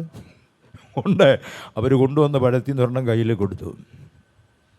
അതോടെ വയറ്റുവേദന പറന്നു, പിന്നെ ഉണ്ടായിട്ടില്ല. ഇപ്രകാരം ഇതൊക്കെ ഗുരുദേവൻ ജീവിച്ചിരുന്ന കാലഘട്ടത്തിൽ കാണിച്ച ഈ മായാലീലകൾ ആത്മീയതയിലേക്ക് നയിക്കാൻ വേണ്ടി മാത്രമാണ്. അല്ലാതെ അത്ഭുതങ്ങൾ കാണിച്ച് താനൊരു ദിവ്യപുരുഷനാണെന്ന് സ്ഥാപിക്കാൻ ഗുരുദേവൻ ഒരിക്കലും ശ്രമിച്ചിട്ടില്ല. മനുഷ്യനെ ആത്മീയമായി ചിന്തിപ്പിക്കാൻ വേണ്ടി മാത്രമായിരുന്നു. അത് വളരെ ഗൗരവമായി ഗുരുദേവൻ എടുത്തിരുന്നതുമില്ല. അതിനെപ്പറ്റി സൂചിപ്പിക്കുമ്പോൾ ഗുരുദേവൻ പറഞ്ഞ ഭക്തന്മാർക്ക് തോന്നിയതാന്നാ, ഇത് അങ്ങനെ അല്ലല്ലോ, പ്രവചനങ്ങളുടെ കാലമല്ലേ. ജാതകം നോക്കാൻ ചെന്നൊരാൾ, കുടുംബത്തിലെ വിഷയങ്ങളൊക്കെ അറിയാൻ ജാതകമെല്ലാം എടുത്തുകൊണ്ട് പോയി ജ്യോത്സ്യരെടുത്ത് ചെന്നു. ജ്യോത്സ്യർ അങ്ങോട്ട് വലിയ പ്രവചനം നടന്ന ആളാ. ജാതകം എടുത്ത് പരിശോധിച്ചു. ആ, തങ്കമ്മയും ദാമോദരനും ഭാര്യയും ഭർത്താവും അല്ലേ? അതെ, ഭാര്യയുടെ ജാതകം മാത്രമേ ഉള്ളൂ. നിങ്ങളുടെ വീട്ടിൽ നിങ്ങളെ കൂടാതെ രമണനും ലീലയും 2 മക്കൾ അല്ലേ? അയ്യോ സ്വാമി, ഈ ജാതകം നോക്കിയപ്പോൾ ഇതൊക്കെ എങ്ങനെ മനസ്സിലായി? കൂടാതെ ഗൃഹനാഥന്റെ അച്ഛനും കൂടെ താമസിക്കുന്നില്ലേ? അപ്പോൾ അത്ഭുതം കൂടി. അദ്ദേഹത്തിൻ്റെ പേരും പറഞ്ഞു. നിങ്ങൾ കഴിഞ്ഞ ആഴ്ച 2 കിലോ പഞ്ചസാരയും 10 കിലോ അരിയും മേടിച്ചില്ലേ? സ്വാമി, ഇതൊക്കെ ജാതകം നോക്കി എങ്ങനെ അറിയാൻ പറ്റും? അങ്ങൊരു ദിവ്യപുരുഷൻ തന്നെ. അപ്പോൾ നോക്കിയ കക്ഷി പറഞ്ഞു, പ്രശ്നം നോക്കാൻ ജാതകമാണ് കൊണ്ടുവരേണ്ടത്, അല്ലാതെ റേഷൻ കാർഡല്ല. സംഗതി മാറിപ്പോയി, റേഷൻ കാർഡാണ് കൊണ്ടുവച്ചു കൊടുത്തത്. അങ്ങനെ പറയുന്നവരുണ്ട്. ഇല്ലാത്ത ശക്തികൾ അവകാശപ്പെടുന്ന ആളുകളുണ്ട്. മൂവാറ്റുപുഴയുണ്ട്, സിദ്ധംപടി എന്നും പറഞ്ഞൊരു ബസ് സ്റ്റോപ്പ് തന്നെ ഉണ്ട്. കള്ളസിദ്ധൻ പ്രത്യക്ഷപ്പെട്ട സ്ഥലങ്ങൾ, ഇങ്ങനെല്ലാം ഉണ്ട്. ഇതൊന്നും ആയിരുന്നില്ല ഗുരുദേവൻ്റെ ലക്ഷ്യം. ഗുരുദേവൻ ആത്മീയമായി ഒരുപാട് ഉയർന്ന വ്യക്തിത്വമാണ്. അങ്ങനെ വരുമ്പോൾ അറിയാതെ അത്ഭുതങ്ങൾ നടന്നു പോകും. അത് മനുഷ്യനെ അവൻ്റെ ആത്മീയ കേന്ദ്രത്തിലേക്ക് ആനയിക്കാനായിരുന്നു. എന്നും നിലനിൽക്കുന്ന മനുഷ്യ മനസ്സിനെ ആകെ മഥിച്ച അവിടുത്തെ ദർശനങ്ങളെക്കാൾ വലിയൊരു മായാലീല ഇനി വരാനില്ല. എത്ര പ്രസക്തമാണ്! കൽപ്പാന്തകാലത്തോളം ഒരു 10,000 കൊല്ലം കഴിഞ്ഞാലും പ്രസക്തമല്ലേ ആ ദർശനങ്ങളെല്ലാം? മഹാഗുരുവിൻ്റെ മായാലീലകൾ നമ്മുടെ മനസ്സിൽ ആപതിക്കട്ടെ. അതെന്നോ എവിടെയോ മറഞ്ഞുപോയ ഒരു വ്യക്തിയാണെന്ന് ചിന്തിക്കാതെ ആ ഗുരു നമ്മളോടൊപ്പം ഉണ്ട് എന്ന് ചിന്തിക്കാനാണ് ഇത്തരം വിഷയങ്ങൾ ഞാൻ പറയുന്നത്. മാറി നിന്ന് മനസ്സിലാക്കേണ്ട ഒന്നല്ല മഹാഗുരു. സജീവമായി ഇവിടെ ജീവിച്ച കാലഘട്ടത്തേക്കാൾ കൂടുതൽ സമാധി ആയതിനു ശേഷവും നമ്മളോടൊപ്പമുണ്ട് ആ ദർശനങ്ങളും ആ പ്രവൃത്തികളും ആ ലീലകളും. അതിൻ്റെ പശ്ചാത്തലത്തിലാണ് നമ്മൾ ഇന്ന് ജീവിക്കുന്നത്. അതിൻ്റെ ഒരു മറുഭാഗമാണ് കേരളം ഇന്ന് കാണുന്ന ഈ പുരോഗതി എല്ലാം തന്നെ. അതിൻ്റെ വിശദീകരണമാണ് അടുത്ത ദിവസം 20-ാം തീയതി ബുധനൂർ പറയാൻ പോകുന്ന വിഷയം. ആ വിഷയം ഞാൻ ഒരിടത്തേ പറഞ്ഞിട്ടുള്ളൂ. ചെമ്പഴന്തിയിലെ കൺവെൻഷനിൽ അനീഷ് അത് പിടിച്ചിരുന്നു. ആ വിഷയമാണ് ബുധനൂരിൽ പറയാൻ പോകുന്നത്. അഭിനവ കേരളത്തിൻ്റെ അദൃശ്യ ചൈതന്യം. ആ ചൈതന്യം ഇന്നും നമ്മളോടൊപ്പം തുടരുകയാണ്. തുടർന്നും നമുക്ക് ആ മഹാഗുരുവിൻ്റെ മുമ്പിൽ വിധേയത്തോടെ നമ്രശിരസ്കരാകാം എന്ന പ്രാർത്ഥനയോടെ 9:15 അയ്യോ, ഒത്തിരി നീണ്ടുപോയി. എല്ലാവർക്കും ഒരുപാട് നന്ദിയും കടപ്പാടും അറിയിച്ച്, പ്രത്യേകിച്ചും അനിൽ പി ശ്രീരംഗത്തിനും നമ്മുടെ ശശികല മാഡത്തിനും മറ്റെല്ലാ ഭാരവാഹിക്കും വനിതാ സംഘത്തിൻ്റെ പ്രസിഡൻറ്റിനും ചെയർപേഴ്സണും എല്ലാവർക്കും, എല്ലാ ഭാരവാഹികൾക്കും ഏറ്റവും പ്രധാനമായിട്ട് എൻ്റെ ശക്തിയും സ്രോതസ്സും കരുത്തും നിങ്ങളാണ്. സമീപ ശാഖകളിൽ നിന്നെല്ലാം നേരത്തെ എത്തി, ഒരു കസേര പോലും ബാക്കിയില്ലാതെ ഫുള്ളായിട്ട് നികർഞ്ഞ്, പിന്നെയും തികയാതെ കസേര പിന്നെയും കൊണ്ടുവന്ന് അതിലെല്ലാം നിറഞ്ഞിരുന്ന് ചലിക്കാതിരുന്ന് കേൾക്കുന്ന നിങ്ങളാണ് എൻ്റെ ശക്തി. നിങ്ങളോടുള്ള നന്ദിയും കടപ്പാടും എത്ര പറഞ്ഞാലും തീരുകയില്ല.